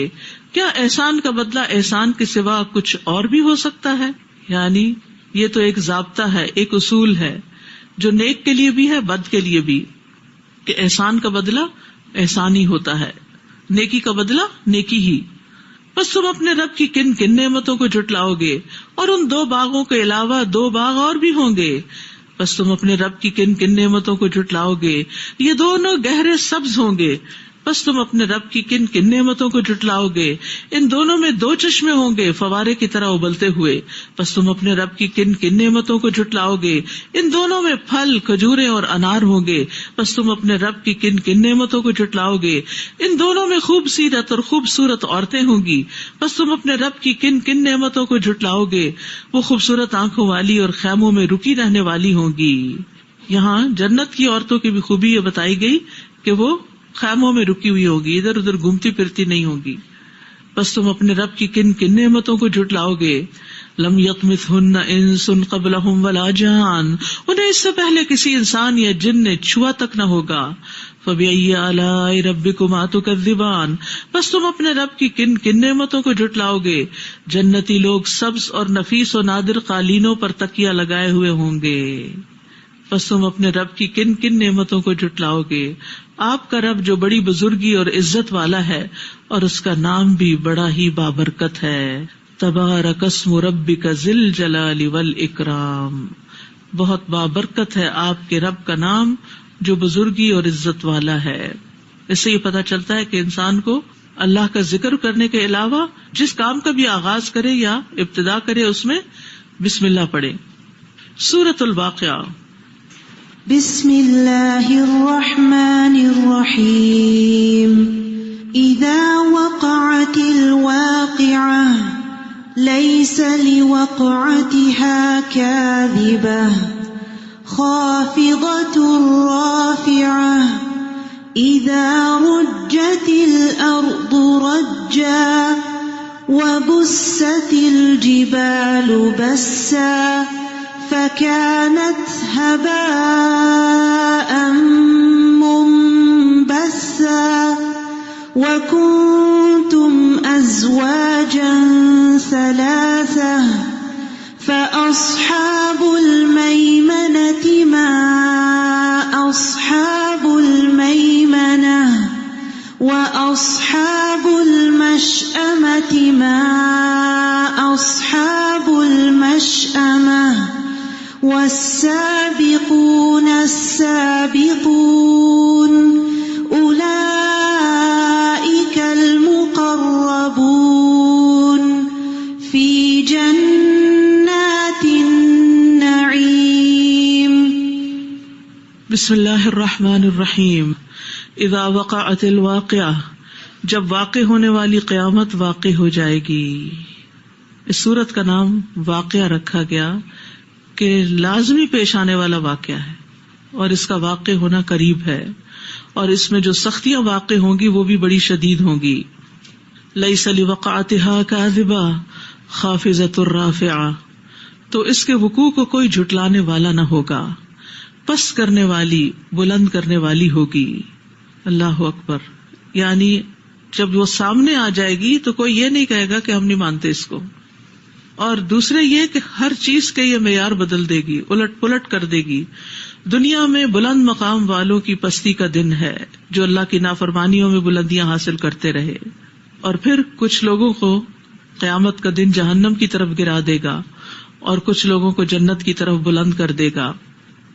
ان لوگوں کو اللہ تعالیٰ قیامت کے دن بلند کر دے گا جو دنیا میں کم ترین خیال کیے جاتے تھے، اور کچھ لوگ پاؤں تلے روندے جائیں گے۔ نبی صلی اللہ علیہ وسلم نے فرمایا، قیامت کے دن متکبروں کو چیونٹیوں کی طرح پیش کیا جائے گا، گویا کہ ان کی شکلیں انسان جیسی ہوں گی اور ہر حقیر چیز ان سے بلند ہوگی۔ یعنی تکبر کرنے والے، اپنے آپ کو بڑی چیز سمجھنے والے چیونٹیوں کی طرح رینگ رہے ہوں گے، یہاں تک کہ وہ جہنم کے ایک ایسے قید خانے میں داخل ہو جائیں گے جس کا نام بلس ہوگا، اور لوگوں پر آگوں کی آگ چھائے گی، انہیں طینۃ الخبال پلایا جائے گا جو اہل جہنم کی پیپ ہوگی۔ رسول اللہ صلی اللہ علیہ وسلم نے فرمایا، بے شک قیامت کے دن میرے نزدیک سب سے زیادہ ناپسندیدہ اور دور رہنے والے لوگ وہ ہیں جو زیادہ باتونی، بلا سوچے سمجھے، بغیر احتیاط کے بولنے والے اور تکبر کرنے والے ہیں۔ اذا رجت الارض رجا وبست الجبال بسا فكانت هباء منبثا، جب زمین یکباری ہلا دی جائے گی اور پہاڑ اس طرح ریزہ ریزہ کر دیے جائیں گے جیسے وہ پراگندہ غبار ہوں، اس وقت تم 3 گروہ بن جاؤ گے۔ تو حشر میں انسانوں کے 3 گروہ ہوں گے، کچھ لوگ عرش کے دائیں جانب ہوں گے، یہ وہ لوگ ہوں گے جو آدم علیہ السلام کی دائیں جانب سے نکلے، انہیں ان کا نامہ اعمال دائیں ہاتھ میں دیا جائے گا اور انہیں دائیں طرف لے جایا جائے گا. یہ اہل جنت کی اکثریت ہوں گے. کچھ لوگ عرش کے بائیں جانب ہوں گے. یہ آدم علیہ السلام کی بائیں جانب سے نکلے تھے، انہیں ان کے نامہ اعمال بائیں ہاتھ میں دیے جائیں گے، انہیں بائیں جانب لے جایا جائے گا. یہ اہل جہنم کی اکثریت ہوں گے. اللہ ہمیں اس سے بچا لے. اور کچھ لوگ اللہ کے سامنے ہوں گے. یہ سبقت لے جانے والے، یہ دائیں ہاتھ والوں سے زیادہ خاص، زیادہ نصیب والے اور اللہ کے زیادہ مقرب ہوں گے. ان میں رسل، انبیاء، صدیقین اور شہداء ہوں گے. وہ دائیں ہاتھ والوں سے کم تعداد میں ہوں گے. کچھ لوگ رحمان کے سائے تلے ہوں گے، خوش نصیب. نبی صلی اللہ علیہ وسلم نے فرمایا 7 آدمی ایسے ہیں جنہیں اللہ تعالیٰ قیامت کے دن اپنے عرش کے سائے میں جگہ دے گا، جبکہ اس کے عرش کے سائے کے سوا کوئی سایہ نہ ہوگا. نمبر 1 عادل حاکم، یعنی اللہ جس کو انصاف والی جگہ پہ بٹھائے اور وہ لوگوں کے درمیان عدل کرے. وہ نوجوان جس نے اللہ کی عبادت میں پرورش پائی، جوانی میں عبادت کرنے والے. ایسا شخص جس نے اللہ کو اکیلے میں یاد کیا اور اس کی آنکھوں سے آنسو نکل آئے. وہ شخص جس کا دل مسجد میں اٹکا رہتا ہے، مسجد سے محبت کرتا ہے. وہ 2 آدمی جو آپس میں اللہ کے لیے محبت کرتے ہیں. وہ شخص جسے کسی بلند مرتبہ خوبصورت عورت نے اپنی طرف بلایا اور اس نے جواب دیا کہ میں اللہ سے ڈرتا ہوں. وہ مرد اس کی طرف راغب نہ ہوا. اور وہ شخص جس نے اتنا پوشیدہ صدقہ کیا کہ اس کے بائیں ہاتھ کو بھی پتہ نہ چل سکا کہ دائیں ہاتھ نے کتنا اور کیا دیا، ان گنت دیا. تو اس میں اگر آپ کے پاس بہت مال نہیں بھی نا تو آپ کیا کر سکتے ہیں، کوائنس اکٹھے کرتے رہے، صدقہ باکس بنا لے گھر میں، اور پھر آپ ان کو گنے بغیر اکٹھے لا کے ڈال دیں تو کیا ہوگا، ان گنت، بے حساب. اور خود بھی آپ کو نہیں پتا آپ نے کیا خرچ کیا اور کسی اور کو بھی نہ پتا چلے. پھر اسی طرح کچھ لوگ سونے کے ممبر پر ہوں گے، یعنی دائیں اور بائیں اور آگے والوں کے علاوہ کچھ اور لوگوں کی بڑی خاص شان ہوگی.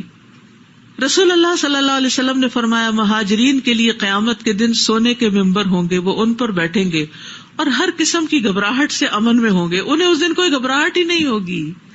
دنیا میں انہوں نے بہت گھبراہٹیں دیکھی اور بہت خوف میں وقت گزارا.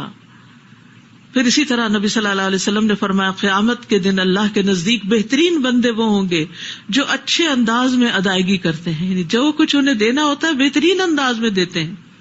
قیامت کے دن بدترین لوگ کون ہوں گے؟ قیامت کے دن بدترین لوگ وہ ہوں گے جن کے شر سے ڈر کر لوگ ان سے ملنا چھوڑ دیں گے. اب دیکھیے خاندانوں میں بھی ایسے لوگ ہوتے ہیں کہ جو لوگوں کو اتنا تنگ کرتے ہیں، اتنا ذلیل کرتے ہیں کہ بالآخر لوگ کہتے ہیں کہ اب بس ہو گئی، اب ان کے سامنے نہ ہی آؤ. بعض اوقات بےہودہ مذاق کرتے ہیں، بعض اوقات نقلیں اتارتے ہیں، بعض اوقات تانے دیتے ہیں.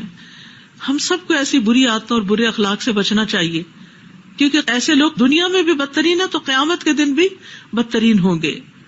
اللہ تعالیٰ ہماری ان عادتوں کو نکال دے ہمارے اندر سے کہ ہم کسی پر ہنسے یا کسی کو تکلیف دیں. نبی صلی اللہ علیہ وسلم نے فرمایا قیامت کے دن لوگوں میں سے بدترین آدمی اس کو پاؤ گے جو 2 رخا ہو. وہ لوگوں کی بات ان تک پہنچاتا اور ان کی بات ان تک پہنچاتا ہے، ادھر کی ادھر، ادھر کی ادھر لگاتا ہے جا کے. کچھ لوگ ایسے ہوں گے جن سے اللہ تعالیٰ کلام بھی نہیں کرے گا. بہرحال ہر طرح کے لوگ ہوں گے جو اس دن حشر کے میدان میں اپنے اپنے عمل کے مطابق مقام دیے جائیں گے. وہاں اپنی جگہ تلاش کیجئے کہ آپ کہاں ہوں گے، میں کہاں ہوں گی. تو ہمیں کون کون سے ایسے کام کرنے ہیں کہ جن کی وجہ سے وہاں اچھا ٹھکانہ ملے، کیونکہ وہ دن بھی بڑی آفت کا دن ہے. فَأَصْحَابُ الْمَيْمَنَةِ مَا أَصْحَابُ الْمَيْمَنَةِ وَأَصْحَابُ الْمَشْأَمَةِ مَا أَصْحَابُ الْمَشْأَمَةِ. ایک تو دائیں ہاتھ والے ہوں گے، ان دائیں ہاتھ والوں کے کیا ہی کہنے. دوسرے بائیں ہاتھ والے ہوں گے، بائیں ہاتھ والوں کا کیا کہنا. وَالسَّابِقُونَ السَّابِقُونَ. اور تیسرے سبقت کرنے والے تو بہرحال سبقت کرنے والے ہیں، آگے جانے والے تو آگے جانے والے. دنیا میں بھی نیکیوں میں آگے جاتے تھے تو آخرت میں بھی آگے آگے ہوں گے. جو دنیا میں سبقت کرے وہ آخرت میں بھی سبقت لے جائے گا. جیسا کرو گے ویسا بھرو گے. اولئک المقربون. یہی لوگ مقرب ہیں جو نعمتوں والے باغوں میں ہوں گے. پہلوں میں سے بہت ہوں گے، پچھلوں میں سے کم ہوں گے. اللہ اکبر. سونے اور جواہر سے بنے ہوئے تختوں پر آرام کر رہے ہوں گے. آمنے سامنے تکیے لگائے ہوئے ہوں گے. ریلیکس، کوئی کام نہیں ہے، اب صرف مزے ہی مزے ہیں.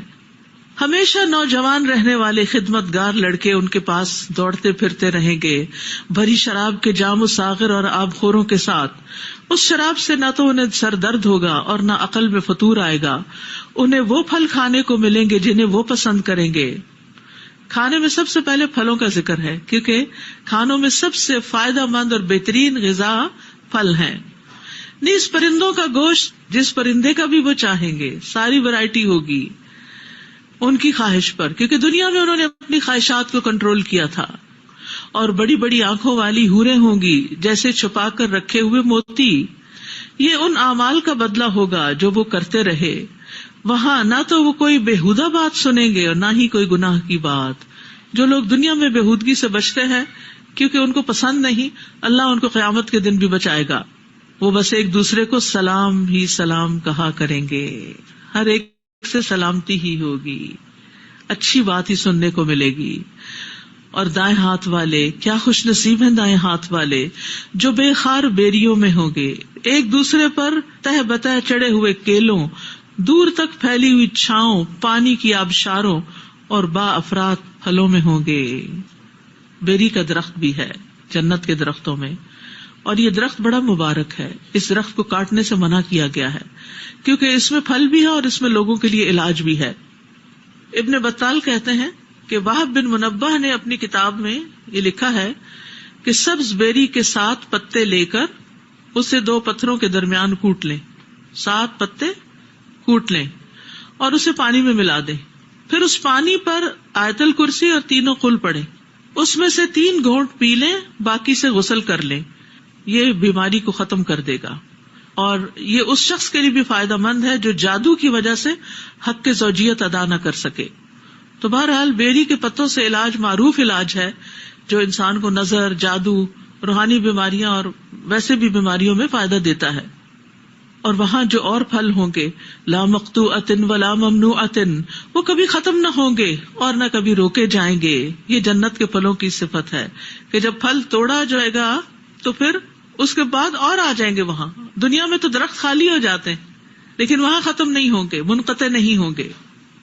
وفرش مرفوعہ، اور اونچی نشست گاہوں پر بیٹھے ہوں گے. انا انشأناہن انشاء، ہم ان کی بیویوں کو عجب انداز سے سر نو پیدا کریں گے. فجعلناہن ابکارا، انہیں باکرہ بنائیں گے. عربا اترابا، جو اپنے شوہروں سے محبت کرنے والی ہوں گی ان کی ہم عمر ہوں گی. حدیث میں آتا ہے کہ جنتیوں کی عمر 33 ایئرز ہوگی، یعنی یہ جوانی کا عروج ہوتا ہے. یہ کچھ ہوگا داہنے ہاتھ والوں کے لیے جو پہلوں میں سے بھی بہت ہوں گے اور پچھلوں میں سے بھی بہت. اور بائیں ہاتھ والے جو ہوں گے تو ان کی بدبختی کا کیا کہنا. وہ تپتی ہوئی لو اور کھولتے پانی میں اور سیاہ دھوئیں کے سائے میں ہوں گے. اللہ ہمیں محفوظ رکھے. جو نہ ٹھنڈا ہوگا نہ آرام دہ ہوگا. بلا شبہ اس انجام سے پہلے یہ عیش کیا کرتے تھے، دنیا کے عیش میں محب تھے، نمازیں چھوڑ دی اور اللہ کے احکامات کو بھلا دیا. یاد رکھیے خوشحالی بڑی آزمائش ہے، نعمتیں بڑی آزمائش ہے. جب انسان کو کھانے کو وافر مل جاتا ہے نا، جب عیش و عشرت کے سامان وافر مقدار میں مل جاتے ہیں تو پھر انسان اپنی آخرت سے غافل ہو جاتا ہے. وہ دنیا کو ہی جنت سمجھ بیٹھتا ہے اور اہم کاموں کو فراموش کر دیتا ہے. لیکن جہنم کا ایک غوطہ دنیا کی ساری خوشحالی بھلا دے گا. انسان کہے گا اللہ کی قسم میں نے کبھی کوئی راحت دیکھی ہی نہیں. اور اسی طرح جنت میں صرف ایک جھلک دیکھنے والا دنیا کے سارے غموں کو بھلا دے گا. یا اللہ میرے پاس سے تو کبھی کوئی تکلیف گزری ہی نہیں، کوئی شدت و سختی میں نے کبھی دیکھی ہی نہیں. لیکن جو بدبخت ہوں گے، جو وہاں مصیبت میں پکڑے ہوئے ہوں گے، ان کے قصور کیا تھے؟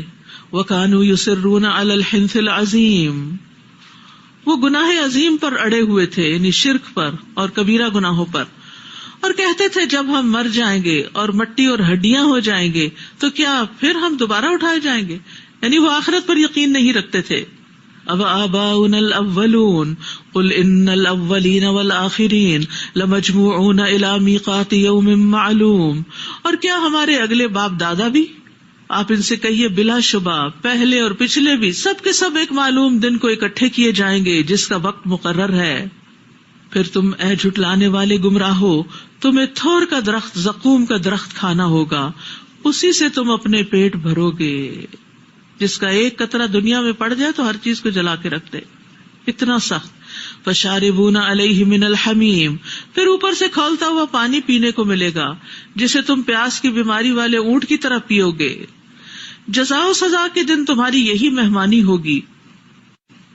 نحن خلقناکم فلولا تصدقون، بلا شبہ ہم نے تمہیں پیدا کیا ہے، پھر تم مان کیوں نہیں جاتے، تصدیق کیوں نہیں کرتے، اس کو سچ کیوں نہیں سمجھتے؟ بھلا دیکھو جو منی تم ٹپکاتے ہو تو اس بچے کو تم پیدا کرتے ہو یا اسے پیدا کرنے والے ہم ہیں؟ ہم نے تمہارے درمیان موت کو مقدر کر دیا، یعنی زندگی اور موت اسی کے ہاتھ میں ہے، اور ہم اس بات سے عاجز نہیں کہ تمہاری صورتیں بدل ڈالیں اور تمہیں ایسی صورت میں پیدا کریں جو تم نہیں جانتے، یعنی تمہارے چہرے مس کر دیں یا تمہیں بھیانک شکلوں میں اٹھائیں۔ اپنی پہلی پیدائش کو تو تم خوب جانتے ہو، پھر تم سبق کیوں نہیں لیتے؟ افرأیتم ما تحرثون، بھلا دیکھو جو بیج تم بوتے ہو اس سے کھیتی تم اگاتے ہو یا اگانے والے ہم ہیں؟ یہ سارے دلائل ہیں اللہ تعالیٰ کے وجود پر، اللہ تعالیٰ کی وحدانیت پر، اس کے رب ہونے پر، اس کے معبود ہونے پر۔ اگر ہم چاہیں تو اسے بھس بنا دیں، پھر تم باتیں ہی بناتے رہ جاؤ کہ ہم تو تاوان ڈال دیے گئے، بلکہ ہم بے نصیب ہیں۔ بھلا دیکھو جو پانی تم پیتے ہو، کیا اسے بادل سے تم نے اتارا یا اتارنے والے ہم ہیں؟ اگر ہم چاہیں تو اسے کھاری بنا دیں، پھر تم شکر کیوں نہیں کرتے؟ بھلا دیکھو جو آگ تم جلاتے ہو تو اس کے درخت کو تم نے پیدا کیا یا اسے پیدا کرنے والے ہم ہیں؟ ہم نے اس درخت کو یاد دہانی کا ذریعہ اور مسافروں کے فائدے کی چیز بنا دیا۔ فسبح بسم ربک العظیم، لہذا اپنے رب کے نام کی تسبیح کرو جو بڑا عظمت والا ہے۔ سبحان ربی العظیم، یعنی اللہ کو ہر طرح کے عیب سے منزہ قرار دو، اس کی نعمتوں پر اس کی تعریف بیان کرو، اس کا شکر ادا کرو۔ رسول اللہ صلی اللہ علیہ وسلم سے پوچھا گیا کون سا کلام افضل ہے؟ آپ نے فرمایا جو اللہ نے اپنے فرشتوں اور اپنے بندوں کے لیے چنا، سبحان اللہ و بحمدہ۔ تمام مخلوق کا رزق ہے اس میں۔ حضرت نوح علیہ السلام کی جب وفات کا وقت قریب آیا تو انہوں نے اپنے بیٹے سے فرمایا کہ میں تمہیں وصیت کر رہا ہوں جس میں 2 باتوں کا حکم ہے، 2 باتوں سے روک رہا ہوں۔ نمبر 1، لا الہ الا اللہ کا اقرار کرتے رہنا کہ اگر 7 آسمان اور 7 زمینوں کو ترازو کے ایک پلڑے میں رکھ دیا جائے اور لا الہ کو دوسرے پلڑے میں رکھ دیا جائے تو لا الہ الا اللہ والا پلڑا جھک جائے گا۔ اگر 7 آسمان اور 7 زمینیں بند کڑے کی شکل اختیار کر لے تو لا الہ الا اللہ اس کو بھی توڑ دے گا۔ اور دوسرا یہ کہ سبحان اللہ و بحمدہ کا ورد کرتے رہنا، یہ ہر چیز کی نماز ہے، اس کے ذریعے مخلوق کو رزق ملتا ہے۔ دن میں 100 بار سبحان اللہ و بحمدہ کہنے والے کے گناہ معاف کر دیے جاتے ہیں، اگرچہ وہ سمندر کی جھاگ برابر ہی کیوں نہ ہو۔ اور قیامت کے دن انسان کا بچاؤ کرنے والے کلمات بھی تسبیح ہیں۔ ابو ہریرہ سے روایت ہے کہ رسول اللہ صلی اللہ علیہ وسلم نے فرمایا اپنا بچاؤ حاصل کر لو۔ صحابہ نے کہا اے اللہ کے رسول، کیا دشمن آ گیا ہے؟ آپ نے فرمایا نہیں، لیکن اپنا جہنم سے بچاؤ کر لو، یعنی اپنا آپ جہنم سے بچانے کے لیے کیا کرو؟ سبحان اللہ والحمد للہ ولا الہ الا اللہ واللہ اکبر پڑھا کرو۔ یہ کلمات قیامت کے دن تمہارے آگے آ کر، پیچھے آ کر تمہارا بچاؤ کریں گے۔ یہی کلمات باقیات الصالحات ہیں۔ اس کلمے کی کتنی تعریفیں بیان ہوئی ہیں نا مختلف جگہوں پر، تو ہمیں کوشش کرنی چاہیے کہ کم از کم ایک تسبیح دن میں اس کی کر لیں، سبحان اللہ والحمد للہ ولا الہ الا اللہ واللہ اکبر۔ پھر فرمایا فلا اقسم بمواقع النجوم، میں ستاروں کے محل وقوع کی قسم کھاتا ہوں۔ اور اگر تم سمجھو تو یقیناً یہ ایک بہت بڑی قسم ہے کہ یہ قرآن بلا شبہ بلند پایا کتاب ہے۔ اللہ نے یہ قسم کس پہ کھائی؟ قرآن کریم پر، جو ایک محفوظ کتاب میں درج ہے جسے پاک لوگوں یعنی فرشتوں کے سوا کوئی نہیں چھو سکتا۔ تنزیل من رب العالمین، یہ رب العالمین کی طرف سے نازل ہوا ہے۔ افبہذا الحدیث انتم مدہنون، پھر کیا اس کلام سے تم مداہنت کر رہے ہو، اس سے پیچھے ہٹتے ہو، اس کو امپورٹنس نہیں دیتے۔ وتجعلون رزقکم انکم تکذبون، اور اس میں اپنا حصہ تم نے یہ رکھا ہے کہ اسے جھٹلاتے رہو۔ پھر ایسا کیوں نہیں ہوتا کہ جب جان ہنسلی کو پہنچ جاتی ہے اور تم اس وقت دیکھ رہے ہوتے ہو مرنے والے کو، اور ہم اس وقت تم سے بھی زیادہ اس جان کے نزدیک ہوتے ہیں لیکن تم دیکھ نہیں سکتے۔ پھر اگر تم کسی کے محکوم نہیں اور اگر تم اپنی بات میں سچے ہو تو اس جان کو لوٹا کیوں نہیں لیتے؟ فَأَمَّا إِن كَانَ مِنَ الْمُقَرَّبِينَ فَرَوْحٌ وَرَيْحَانٌ وَجَنَّتُ نَعِيمٍ، ہاں اگر وہ مرنے والا مقربین میں سے ہو، سابقین الاولین میں سے ہو، تو اس کے لیے راحت، عمدہ رزق اور نعمتوں والی جنت ہوگی۔ روح و ریحان، ان کی مسلسل بشارتیں ہوں گی، خوشخبریاں دی جائیں گی۔ اللہ ہم سب کو بھی ایسی خوشخبریاں دے۔ اور اگر وہ دائیں ہاتھ والوں میں سے ہوگا تو اے دائیں ہاتھ والے لوگوں میں شامل ہونے والے تجھ پر سلامتی ہو، اور اگر وہ جھٹلانے والے گمراہوں میں سے ہوگا تو کھولتا پانی اس کی مہمانی کرے گا اور وہ دوزخ میں دھکیل دیا جائے گا۔ ان ھذا لہو حق الیقین فسبح باسم ربک العظیم، سبحان ربی العظیم، یہ سب کچھ یقیناً حق ہے، لہذا آپ اپنے رب کے نام کی تسبیح کرتے رہیے جو بڑی عظمت والا ہے۔ سورۃ الحدید، بسم اللہ الرحمن الرحیم۔ سبح للہ ما فی السماوات والارض وہو العزیز الحکیم، آسمانوں اور زمین میں جو مخلوق ہے ساری اللہ کی تسبیح کر رہی ہے اور وہ غالب ہے، حکمت والا ہے۔ آسمانوں اور زمین میں جو کچھ ہے سب اسی کا ہے، وہی زندگی بخشتا اور موت دیتا ہے اور وہ ہر چیز پر قادر ہے۔ وہی اول، وہی آخر، وہی ظاہر، وہی باطن، اور وہ ہر چیز کو جاننے والا ہے۔ اللہ کے یہ چار نام جو ہیں یہ بڑی اہمیت کے حامل ہیں۔ ان کے ساتھ جو شخص اللہ کو پکارتا ہے اللہ تعالیٰ اس کے وسوسے وغیرہ بھی دور کر دیتے ہیں۔ سوتے وقت کی دعا میں بھی یہ نام آتے ہیں جو نبی صلی اللہ علیہ وسلم نے حضرت فاطمہ کو پڑھنے کے لیے کہا تھا، اللہم رب السماوات والارض ورب العرش العظیم، آخر تک۔ هو الذی خلق السماوات والارض فی 6 ایام، اسی نے آسمانوں اور زمین کو 6 دنوں میں پیدا کیا، پھر عرش پر مستوی ہوا۔ جو چیز زمین میں داخل ہوتی ہے اسے بھی جانتا ہے اور جو اس سے نکلتی ہے اسے بھی، اسی طرح جو چیز آسمان سے اترتی ہے اسے بھی وہ جانتا ہے، اور جو کچھ اس میں چڑھتا ہے اسے بھی جانتا ہے، اور جہاں کہیں بھی تم ہو وہ تمہارے ساتھ ہے، اور جو کچھ تم کرتے ہو اللہ اسے دیکھ رہا ہے۔ ہم مسلسل اللہ کی نگاہ میں ہیں۔ ابن مسعود کہتے ہیں کہ عرش پانی کے اوپر ہے اور اللہ عز و جل عرش کے اوپر ہے، اور اللہ پر تمہارے اعمال میں سے کچھ بھی چھپا ہوا نہیں۔ عرش پر ہوتے ہوئے وہ تمہاری دعائیں قبول کرتا ہے۔ لہو ملک السماوات والارض وإلی اللہ ترجع الامور، آسمانوں اور زمین کی حکومت اسی کی ہے اور سب معاملات اسی کی طرف لوٹائے جاتے ہیں۔ وہی رات کو دن میں اور دن کو رات میں داخل کر دیتا ہے، اور وہ دلوں کے راز تک جانتا ہے۔ یعنی ایک بڑی چیز کا ذکر کیا گیا رات اور دن کی تبدیلی کا، اور پھر دل کے الٹ پلٹ ہونے کے اندر جو خیالات آتے اور جاتے ہیں ان کا، یہ سب کچھ اللہ کے علم میں ہے۔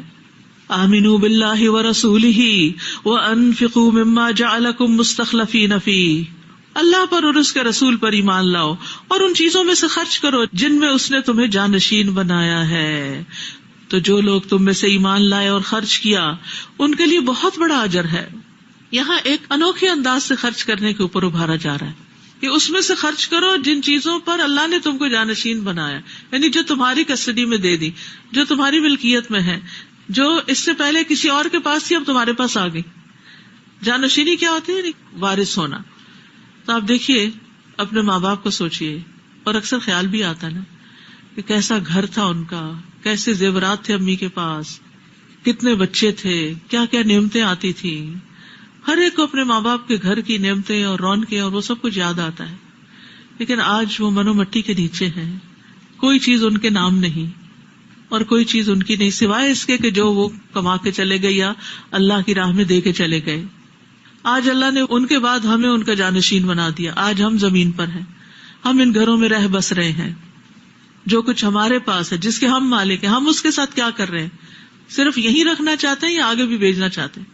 اور پھر ہمارے بعد ہماری اولادیں اور ہمارے بعد میں آنے والے لوگ ہوں گے جن تک یہ سب کچھ منتقل ہو جائے گا، پھر وہ اپنی مرضی کریں گے، وہ چاہیں تو اللہ کے راستے میں دیں آپ کی طرف سے، چاہیں تو نہ دیں۔ آپ اپنے آپ کو دیکھیے، اس رمضان میں ہی کتنے لوگوں نے اپنے ماں باپ کے لیے کچھ کیا ہو۔ عام دنوں میں تو کیا یاد رکھیں گے، کس کس کو یاد رہا ان کے لیے دعائیں کرنا، ان کے لیے بخشش مانگنا اور ان کے لیے صدقہ خیرات کرنا، ان کے لیے دعا کرنا، اوہ بھول گئی، صدقہ کرنا، اوہ بھول گیا۔ کل ہماری اولاد کیسے یاد رکھے گی؟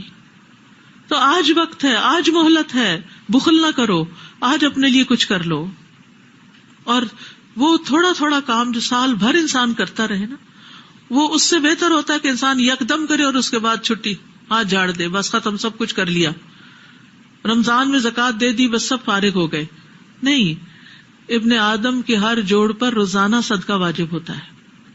تو اگرچہ اس صدقے کی ادائیگی تسبیحات اور اشراق کی نماز ان چیزوں سے بھی ہوتی ہے، لیکن اس کے ساتھ ساتھ انسان کو اگر اللہ نے مال دیا ہو تو اس میں سے اپنی خاطر ضرور خرچ کرتے رہنا چاہیے، اور ڈیلی بیسس پر کرنا چاہیے، یا اگر ڈیلی نہیں ہو سکتا تو ویکلی، منتھلی. لیکن یہ نہیں کہ انسان بھول جائے. تو کوئی نہ کوئی ایسا طریقہ اختیار کرے کہ جس میں آپ بھولیں بھی تو وہ طریقہ نہ بھولے، اور آپ کی طرف سے جو نیت کی ہوئی ہے صدقے کی وہ ہوتی رہے. تو اس سے ڈرے نہیں، گھبرائے نہیں کہ کیا پتا ہمارے پاس جاب نہ رہے، کیا پتا ہمارے پاس کل کو رزق نہ ہو. جو اللہ آج دے رہا وہ کل بھی دے گا، اور ہو سکتا ہے اس ارادے کی وجہ سے اللہ تعالیٰ آپ کے رزق میں کمی آنے ہی نہ دے، کہ وہ ہمیشہ آپ کو دیتا ہی رہے، کہ آپ دینے والوں میں شامل رہیں. اور تمہیں کیا ہو گیا کہ تم اللہ پر ایمان نہیں لاتے، حالانکہ رسول تمہیں دعوت دیتا ہے کہ تم اپنے رب پر ایمان لاؤ، اور وہ اللہ تم سے اقرار بھی لے چکا ہے. اگر تم واقعی ایمان لانے والے ہو، وہی تو ہے جو اپنے بندے پر واضح آیات نازل کرتا ہے تاکہ تمہیں اندھیروں سے نکال کر روشنی کی طرف لے جائے، اور اللہ تو یقیناً تم پر بڑا مہربان ہے، رحم کرنے والا ہے. وَمَا لَكُمْ أَلَّا تُنْفِقُوا فِي سَبِيلِ اللَّهِ وَلِلَّهِ مِيرَاثُ السَّمَاوَاتِ وَالْأَرْضِ. اور تمہیں کیا ہو گیا ہے، تم اللہ کی راہ میں خرچ نہیں کرتے، یعنی دین کی ترقی کے لیے خرچ نہیں کرتے، حالانکہ آسمانوں اور زمین کی میراث اللہ ہی کی ہے. یہ جو کچھ اس نے ابھی تمہیں دیا ہوا ہے نا، اس کا اصل مالک تو وہی ہے. اگر تم اپنے ہاتھ سے نہیں دو گے تو وہ ویسے ہی تم سے لے لے گا، خالی ہاتھ جاؤ گے قبر میں. جن لوگوں نے فتح مکہ کے بعد خرچ کیا اور جہاد کیا، وہ ان لوگوں کے برابر نہیں ہو سکتے جنہوں نے فتح سے پہلے خرچ اور جہاد کیا. پھر وقت ہی بات ہوتی ہے. بعض اوقات جب کسی چیز کی ضرورت ہوتی ہے، اگر انسان اس وقت خرچ نہ کرے تو بعد میں خرچ کرنا اس فائدے کا نہیں ہوتا. یہی لوگ درجے میں زیادہ ہیں، تاہم اللہ نے ہر ایک سے اچھا وعدہ کیا ہے، اور جو کچھ تم کرتے ہو اللہ اس سے پوری طرح باخبر ہے. تو خرچ کرتے ہوئے مال کم ہونے سے ڈرنا نہیں چاہیے، کیونکہ وَلِلَّهِ مِيرَاثُ السَّمَاوَاتِ وَالْأَرْضِ، جس کے راستے میں تم نے خرچ کیا ہے وہ آسمانوں اور زمین کا مالک ہے، خزانوں کا مالک ہے، اسی کے ہاتھ میں ان کی کنجیاں ہیں، اسی کے پاس ان کے خزانے ہیں. تو پھر تم کیوں ڈرتے ہو کہ کم ہو جائے گا؟ وہ اپنے خزانوں سے اور دے گا تمہیں. بلال بن رباح کہتے ہیں رسول اللہ صلی اللہ علیہ وسلم نے فرمایا، بلال خرچ کیا کرو اور عرش والے کی جانب سے مفلسی سے نہ ڈرا کرو، غریب ہونے سے نہیں ڈرا کرو. اسماء بنت ابی بکر کہتی ہیں کہ وہ نبی صلی اللہ علیہ وسلم کے پاس حاضر ہوئی اور عرض کیا، اللہ کے نبی میرے پاس کوئی چیز نہیں سوائے اس کے جو زبیر نے مجھے دی ہیں، کیا مجھ پر کوئی گناہ ہے اگر میں اس کے دیے ہوئے میں سے کچھ صدقہ کروں، نہیں شوہر کے دیے ہوئے مال میں سے؟ تو آپ نے فرمایا، جتنی تم میں طاقت ہو اتنا دو اور جمع کر کے نہ رکھو، ورنہ اللہ بھی تم کو دینا بند کر دے گا. نکالتے رہو اور آتا رہے گا، صاف ہوتا رہے گا مال. اور جو خرچ کرتا ہے اللہ تعالیٰ اس پر اور خرچ کرتا ہے. رسول اللہ صلی اللہ علیہ وسلم نے فرمایا، اللہ نے مجھ سے فرمایا خرچ کرو، تم پر خرچ کیا جائے گا، میں تم پہ خرچ کروں گا. انفق علی. اور رسول اللہ صلی اللہ علیہ وسلم نے فرمایا، اللہ کا دایاں ہاتھ بھرا ہوا ہے، دن رات عطا کی بارش برسانے والا ہے، اس میں کوئی چیز کمی نہیں کرتی. کیا تم نے دیکھا آسمان و زمین کی تخلیق سے لے کر اب تک اس نے کتنا خرچ کیا؟ جو کچھ اس کے دائیں ہاتھ میں ہے اس نے اس میں کوئی کمی نہیں کی، یعنی دینے میں کمی نہیں کی. پھر فرمایا، من ذا الذی یقرض اللہ قرضا حسنا فیضاعفہ لہ ولہ اجر کریم. کون ہے جو اللہ کو قرض دے، اچھا قرض جسے وہ اس کے لیے دگنا کر کے بڑھا دے اور اسے عمدہ اجر عطا کرے. قرض حسنا قرآن مجید میں کئی جگہ پر آتا ہے. قرض حسنا وہ ہوتا ہے جو پاک اور حلال مال سے دیا جاتا ہے، گھٹیا اور ناپاک مال نہ ہو. وہ صدقہ جو انسان خوش دلی سے نکالے اور اس وقت اللہ کی رضا حاصل کرنے کی تمنا ہو. وہ خرچ جو کسی کو دے کر اس پر احسان نہ جتلائے اور نہ کسی کو ایذا دے. اور پھر وہ خرچ جو انسان اللہ کے دین کے کام کے لیے دے اس کو بھی قرض حسنا کہتے ہیں. تو اللہ تعالیٰ اس کو تمہارے لیے دگنا کر دے گا اور تمہیں عمدہ اجر عطا کرے گا. اور خرچ کرنے کے سلسلے میں یہ بھی یاد رکھے کہ وہ چیزیں جو گھٹیا ہوں اور ناقابل استعمال ہو، وہ صدقہ کر کے مطمئنہ ہو جائیں کہ ہم نے صدقہ کر لیا. نہیں، اللہ کے راستے پہ دیتے ہوئے عمدہ چیز دیں. یوم تری المؤمنین والمؤمنات یسعی نورہم بین ایدیہم وبایمانہم بشراکم اليوم جنات تجری من تحتها الانہار خالدین فیہا ذلک هو الفوز العظیم. اس دن آپ دیکھیں گے کہ مومن مردوں اور مومن عورتوں کا نور ان کے سامنے اور دائیں جانب دوڑ رہا ہوگا، اور انہیں کہا جائے گا آج تمہیں ایسے باغوں کی بشارت ہے جن کے نیچے نہریں بہہ رہی ہیں، تم اس میں ہمیشہ رہو گے، یہی بڑی کامیابی ہے. اس دن منافق مرد اور منافق عورتیں ایمان والوں سے کہیں گے ہماری طرف دیکھو تاکہ ہم بھی تمہارے نور سے کچھ روشنی حاصل کر سکیں. انہیں کہا جائے گا پیچھے چلے جاؤ اور نور تلاش کرو، یہاں نہیں نور ملتا. پھر ان کے درمیان ایک دیوار کھڑی کر دی جائے گی جس میں ایک دروازہ ہوگا، اس دروازے کے اندر تو رحمت ہوگی، باہر عذاب ہوگا. اللہ ہمیں بچائے. تو یہ کب کہیں گے؟ جب انسان پل صراط پر ہوگا، کیونکہ پل صراط جو ہے وہ اندھیرے میں ہوگا، تو اس وقت ہر شخص کے پاس صرف اپنی روشنی ہوگی. نبی صلی اللہ علیہ وسلم نے فرمایا قیامت کے دن اللہ تعالیٰ ہر ایک کو اس کے عمل کے مطابق نور دے گا.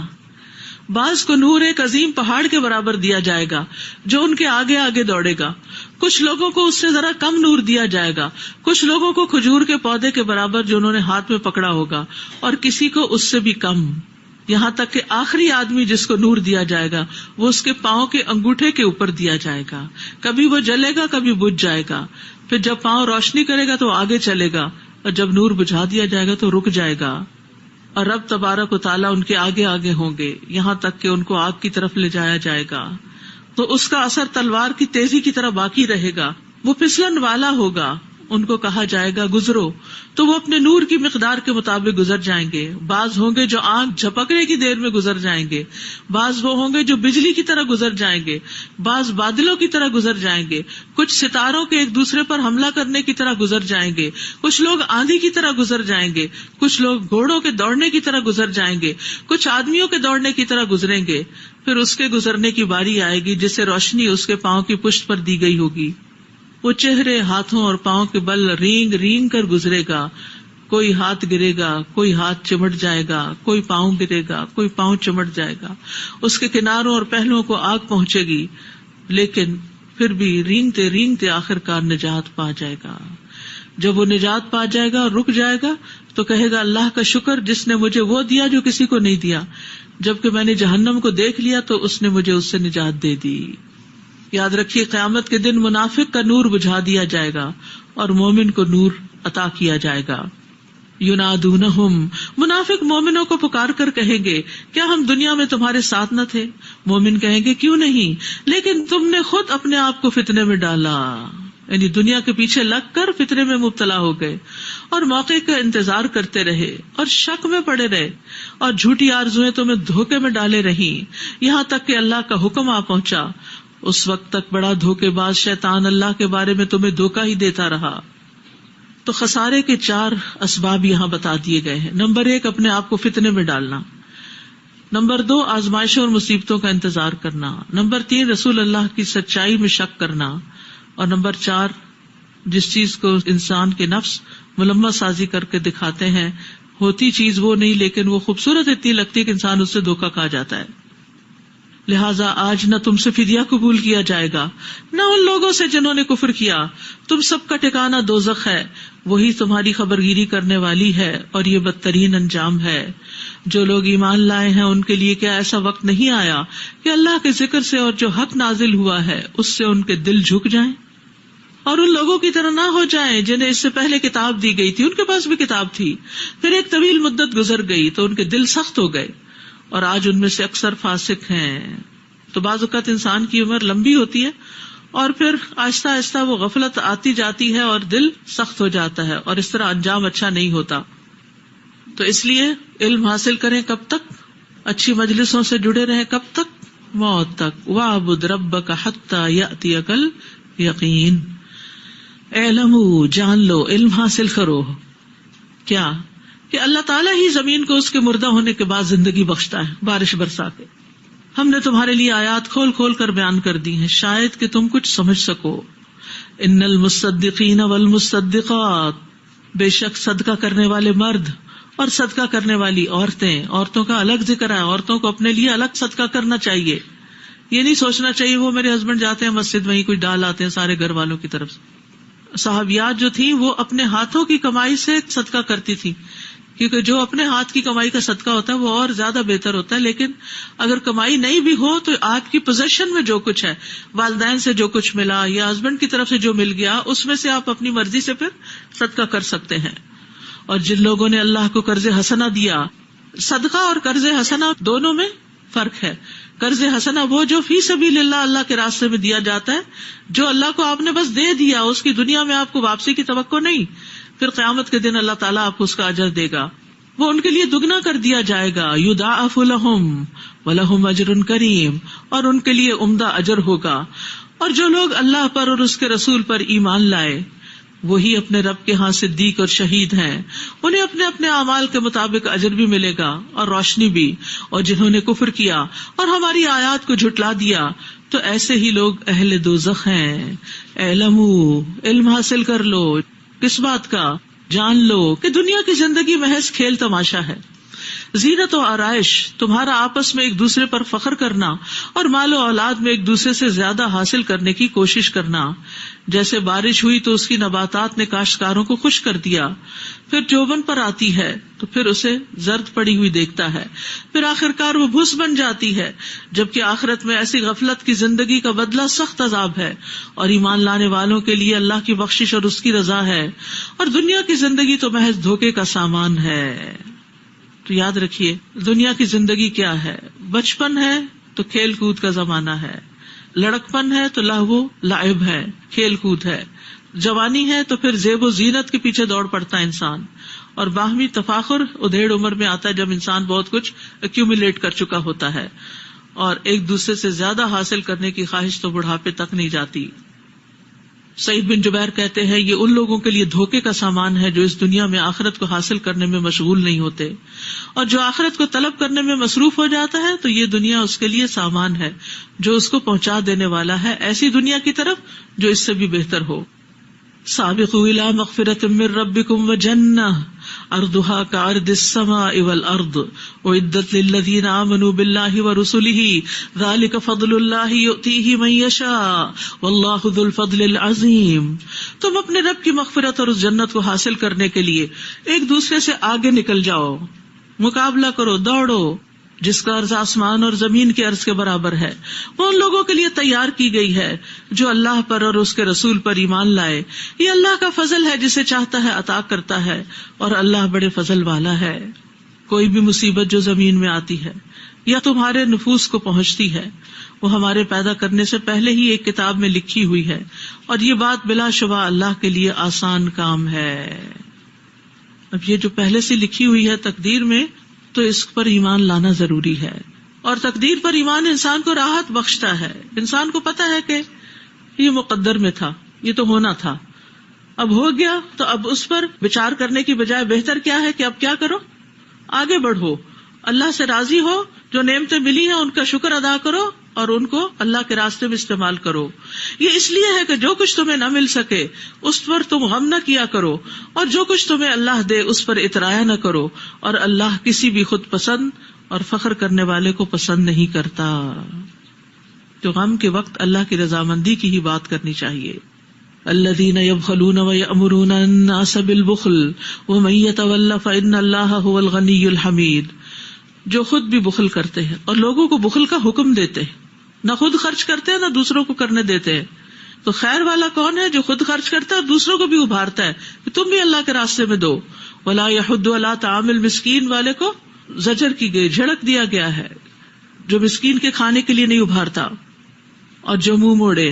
تو اللہ ہی ہے بے نیاز اور اپنی ذات میں قابل تعریف.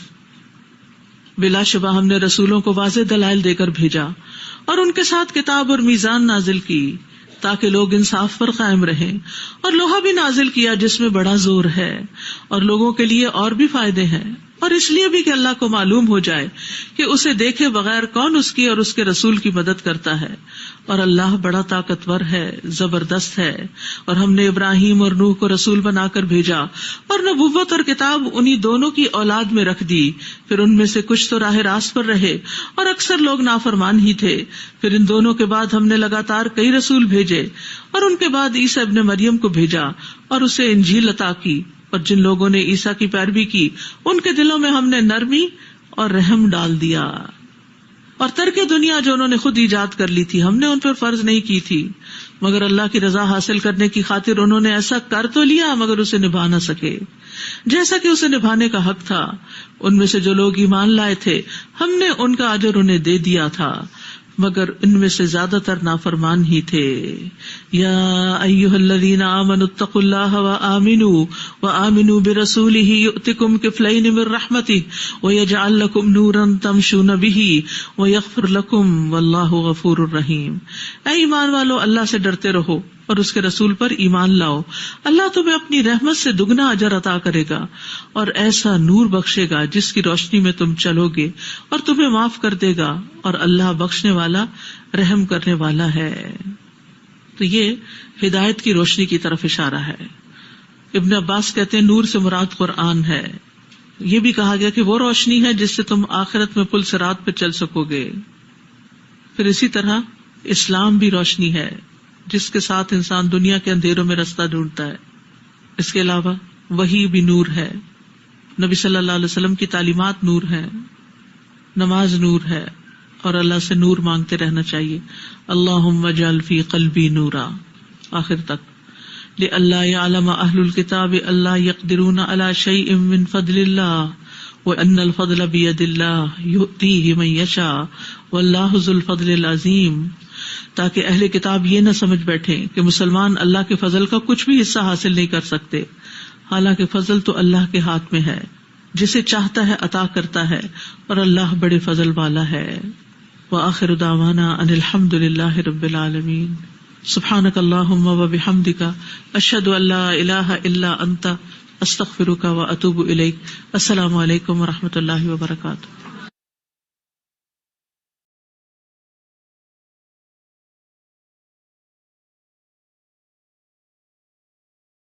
السلام علیکم ورحمۃ اللہ وبرکاتہ۔ رب اشرح لی صدری ویسر لی امری واحلل عقدۃ من لسانی یفقہوا قولی۔ الحمدللہ ہمارا جز مکمل ہوا اللہ تعالیٰ کے اذن سے۔ تھوڑا سا ریویو کر لیتے ہیں، عمل کے پوائنٹس دیکھ لیتے ہیں۔ سورۃ الرحمن کے اندر آپ سبھی جانتے ہیں کہ عظمت قرآن کا بیان، اللہ تعالیٰ کی قدرتوں کا بیان، اہل جہنم کا ذکر، اور اہل جہنم کا ذکر بہت زیادہ ہوا ہے۔ اس کے بعد دیکھ لیتے ہیں آیت نمبر 13 کے اندر، بس اے انسانوں اور جنوں، تم اپنے پروردگار کی کس کس نعمت کو جھٹلاؤ گے؟ جب بھی یہ کلمات آئیں تو آپ سب نے کیا یاد کرنا ہے؟ یہ فیو کلمات، کیونکہ یہ مسنون ہے اور انشاءاللہ تعالیٰ گروپ میں بھی آپ سے شیئر کر دیے جائیں گے۔ اس کے بعد کیا اس آیت میں ہم لوگوں کو سیکھنے کی بات ہے کہ نعمتوں کا احساس انسان کو ہونا چاہیے، اور نعمتوں کی قدر دانی ہو، نعمتوں کو جھٹلانا نہیں۔ اور اپنے آپ کو دیکھیں کہ میرے پاس کیا کیا نعمتیں ہیں، کیا میں ان کا حق ادا کرتی ہوں یا نہیں۔ ایک بہت بڑے اسکالر ہیں، انہوں نے ذکر کیا کہ موسٹلی جو سائیکیٹرسٹ ہیں وہ لوگوں کو خوش رہنے کا ایک ہمیشہ سے وہ ایک ٹپ دیتے ہیں کہ جب بھی آپ ناخوش ہو یا آپ کو مایوسی آپ کی زندگی میں آئے تو آپ کیا کرو کہ ہر روز اپنی 10 کوئی بھی 10 اپنی بلیسنگ یا رحمت نعمتیں جو ہیں انہیں لکھو ایک جگہ پہ۔ جو ہی آپ لکھنے لگو گے تو آپ کو شکر گزاری اور آپ کے اندر سے وہ پازیٹیوٹی نکلنے لگے گی، اور آپ کے لیے آسان ہوگا نعمتوں کو دیکھنا، سمجھنا۔ اندازہ بھی نہیں آپ کو ہوگا کہ کتنی ساری نعمتیں ہمارے ارد گرد ہیں جنہیں ہم بالکل ایک فار گرانٹیڈ لیتے ہیں۔ تو اللہ کا لاکھ لاکھ شکر ہے، اللہ نے جو ہمیں نعمتیں عطا کی۔ پھر اس کے بعد بہت خوبصورت آیت نمبر 56 کے اندر دیکھیے، وہاں شرمیلی نیچی نگاہ والی حوریں ہیں جنہیں ان سے پہلے کسی جن و انس نے ہاتھ نہیں لگایا۔ سبحان اللہ، جنت کی عورتوں کی خوبصورتی بتائی جا رہی ہے، ان کا معیار ہے ان کی جھکی ہوئی نظریں، ان کی ادھر ادھر گھومنے والی نظریں نہیں، وہ یکسو ہیں اپنے اور اپنی ازواجی زندگی کے اندر۔ ان کو ان کی زندگی کا معیار صرف وہ ہے جو اللہ نے ان کے لیے بنا دیا ہے۔ ان کی زندگی میں غیر ضروری مشغولیات نہیں ہیں، باحیا اور نگاہوں کی حفاظت کرنے والی ہیں۔ انہیں پتا ہے کہ میں اپنی نگاہ کی حفاظت کروں گی تو میں جنت کی عورتوں کے ساتھ تشبیہ دی جاؤں گی انشاءاللہ۔ اور دیکھیں کہ شرم و حیا پہ بڑی خوبصورت سی حدیث ہے، جس چیز میں بھی بے حیائی ہوتی ہے وہ اسے عیبدار بنا دیتی ہے، اور حیا جس چیز میں بھی ہو اسے زینت عطا کرتی ہے۔ خوبصورتی ہم میں سے ہر ایک کی خواہش ہے، تو یہ حیا ہوگی تو آٹومیٹیکلی خوبصورتی آ جائے گی انشاءاللہ۔ اور پھر اس کے بعد آیت نمبر 29 کے اندر آ جائیے، سب آسمان اور زمین والے اسی سے مانگتے ہیں، ہر روز وہ ایک شان میں ہے۔ سبحان اللہ، یہاں پہ ایک چیز سیکھنے کو ملی کہ اللہ ہر روز ایک نئی شان میں ہے، وہ ہر ایک کے گناہ معاف کرتا ہے، مصیبتیں دور کرتا ہے، پریشانیاں دور کرتا ہے، کچھ لوگوں کا مقام اونچا کرتا ہے اور کچھ لوگوں کا مقام نیچا کرتا ہے۔ یہ بھی سمجھنے کی بات ہے۔ ایک بہت سی خوبصورت سی حدیث ہے، ابو برزہ رضی اللہ عنہا سے مروی ہے کہ میں نے کہا، اے اللہ کے رسول، میرے ایسے عمل کی طرف رہنمائی کیجیے جس میں نفع اٹھا سکوں۔ آپ صلی اللہ علیہ وآلہ وسلم نے فرمایا، مسلمانوں کے راستے سے تکلیف دہ چیزوں کو ہٹا دو۔ کتنا چھوٹا سا عمل ہے اور یہ کتنا بڑا یہ نفع والا کام ہے، سبحان اللہ، ایک ہلکا سا عمل۔ پھر اس کے بعد ابو ہریرہ رضی اللہ عنہ سے روایت ہے کہ کہا، رسول اللہ صلی اللہ علیہ وسلم نے فرمایا، ایک شخص راستے سے اوپر پڑی ہوئی درخت کی ایک شاخ کے پاس سے گزرا تو اس نے کہا، اللہ کی قسم، میں اس شاخ کو مسلمانوں کے راستے سے ہٹا دوں گا تاکہ یہ ان کو ایذا نہ دے، تو اس شخص کو جنت میں داخل کر دیا گیا۔ سبحان اللہ، ایک چھوٹی سی انٹینشن، ایک چھوٹا سا عمل، اور اللہ تعالیٰ اس کو کیا نواز رہے ہیں۔ دیکھنے کو بظاہر یہ کوئی کام نہیں، لیکن سبحان اللہ، جنت میں داخل کر دیا جائے گا۔ اس کے بعد ہر روز اللہ تعالیٰ کی تجلیات مختلف طرح کی ہوتی ہیں، اس لیے انسان کو کبھی بھی مایوس نہیں ہونا چاہیے، صرف اللہ تعالیٰ پہ بھروسہ کریں، اللہ ہمارے ساتھ بڑا مہربان ہے۔ سبحان اللہ، غلطیاں ہوئیں فوراً پلٹ جائیں، اللہ سے معافی مانگیں، دوبارہ سے اللہ سے معافی مانگیں، اللہ تعالیٰ امید دلاتے ہیں کہ میں تمہیں معاف کرتا ہوں۔ اس کے بعد صورت الحدید کا مین جو سمری ہے، ذات و صفات باری تعالیٰ، قرب الہی کے حصول کا راستہ، دین اسلام کے تقاضے، حیات دنیا اور اس کے حوادث، دین کے تقاضے اور انجام آخرت، قیام نظام، عدل، تمام رسولوں کا مشن، یہ اس کا سمری تھی صورت الحدید کی۔ آیت دیکھ لیتے ہیں، یہ چلا چلا کر ان سے کہیں گے کہ کیا ہم تمہارے ساتھ نہ تھے؟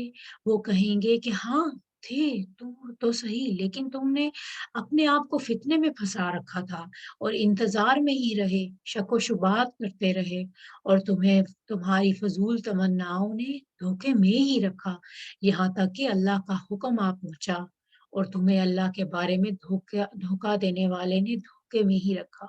استغفر اللہ، کیا لوگ ہیں یہ جن کے پاس صرف اور صرف پچھتاوا ہوگا، ظاہری اسلام، اندر سے راضی نہیں ایسے لوگ، یہ نفس کو خوش کرتے اور اللہ سے دور رہتے ہیں ایسے لوگ، دنیا ہی عزیز ہوتی ہے ان کی زندگیوں میں، شک و شبہات میں رہتے ہیں، اپنے مقصد میں واضح نہیں ہے، یہ اسی دنیا کی خاطر اپنی دینی احکامات کو پیچھے ڈال دیتے ہیں، ان کا ایک نان سیریس ایٹیچیوڈ زندگیوں میں ہوتا ہے۔ اور پھر دنیا کی محبت کے مفاسد، کیا کیا چیزیں ہمیں دنیا سے اٹریکٹ کرواتی ہیں، فقر و پریشانی، آخرت سے غفلت اور عمل میں کمی، دنیا کی محبت ہر برائی کی جڑ، ذکر الہی سے غفلت، اللہ تعالیٰ کی محبت سے دوری، دنیا کی محبت کفر و معاصی کا سبب، دنیا ہی مقصود غایت، ذکر الہی سے لذت و سرور نہ ملا کیونکہ انہیں اٹریکشن ہی نہیں ملتی، انہیں سکون ہی نہیں ملتا اللہ کی یاد میں، آخرت سے پہلے دنیا میں عذاب، پھر کرنا کیا ہے کہ دنیا کی محبت کس طرح ہم کم کر سکتے ہیں، کیا چیز ہمیں ہمارے لیے ہیلپ فل رہے گی، وہ رہے گا دنیا کی حقیقت کا پختہ علم، جنت کی نعمتوں پر تفکر، دنیا کے جلد زوال پذیر ہونے پر غور و فکر، آخرت کی نعمتوں پر یقین، دنیا کی محبت کے انجام پر غور و فکر، اللہ کی رضا کو باقی چیزوں پر ترجیح، تھوڑی چیز پر قناعت، سبحان اللہ، زوال پذیر دنیا پر تدبر و تفکر، یہ تمام چیزیں ہمیں دنیا کی اٹریکشن سے، محبتوں سے ہمیں نکالیں گی، ان پہ ہم عمل کریں گے تو ہم دنیا کی محبت کم ہو جائے گی ہماری زندگیوں میں۔ مکمل continuous improvement is better than delayed perfection, مسلسل کام کرتے رہنا ہی بہتر ہے، رک جانا اور پرفیکشن کے لیے سمجھنا کہ میری زندگی میں پرفیکشن آئے، اس کے لیے وقت درکار ہوتا ہے۔ مسلسل کام کرتے رہیں اپنی ذات پہ کہ دنیا کی اٹریکشن، تمام تر چیزیں میری زندگی سے نکل جائیں۔ بس ایک اور آخری چیز جو کہ ہر چیز کا معیار بدل دے گی، ہماری زندگی کا معیار بدل دے گی، بظاہر ہمیں اٹریکشن لگنے والی دنیا غبار کی شکل میں ہو جائے گی، اور صرف کیا ہے، موت کی یاد۔ موت کی یاد جس انسان کو لگ جائے اس کا عمل 100% چینج ہو جاتا ہے۔ جزاکم اللہ خیرن کثیرہ۔ اللہ تعالیٰ سے دعا ہے کہ جو چیزیں ہم نے سیکھی اس پہ صحیح معنیوں میں ہمیں عمل کرنے کی توفیق عطا فرمائے۔ سبحانک اللہم و بحمدک، اشہد ان لا الہ الا انت، استغفرک و اتوب الیک۔ السلام علیکم ورحمۃ اللہ وبرکاتہ۔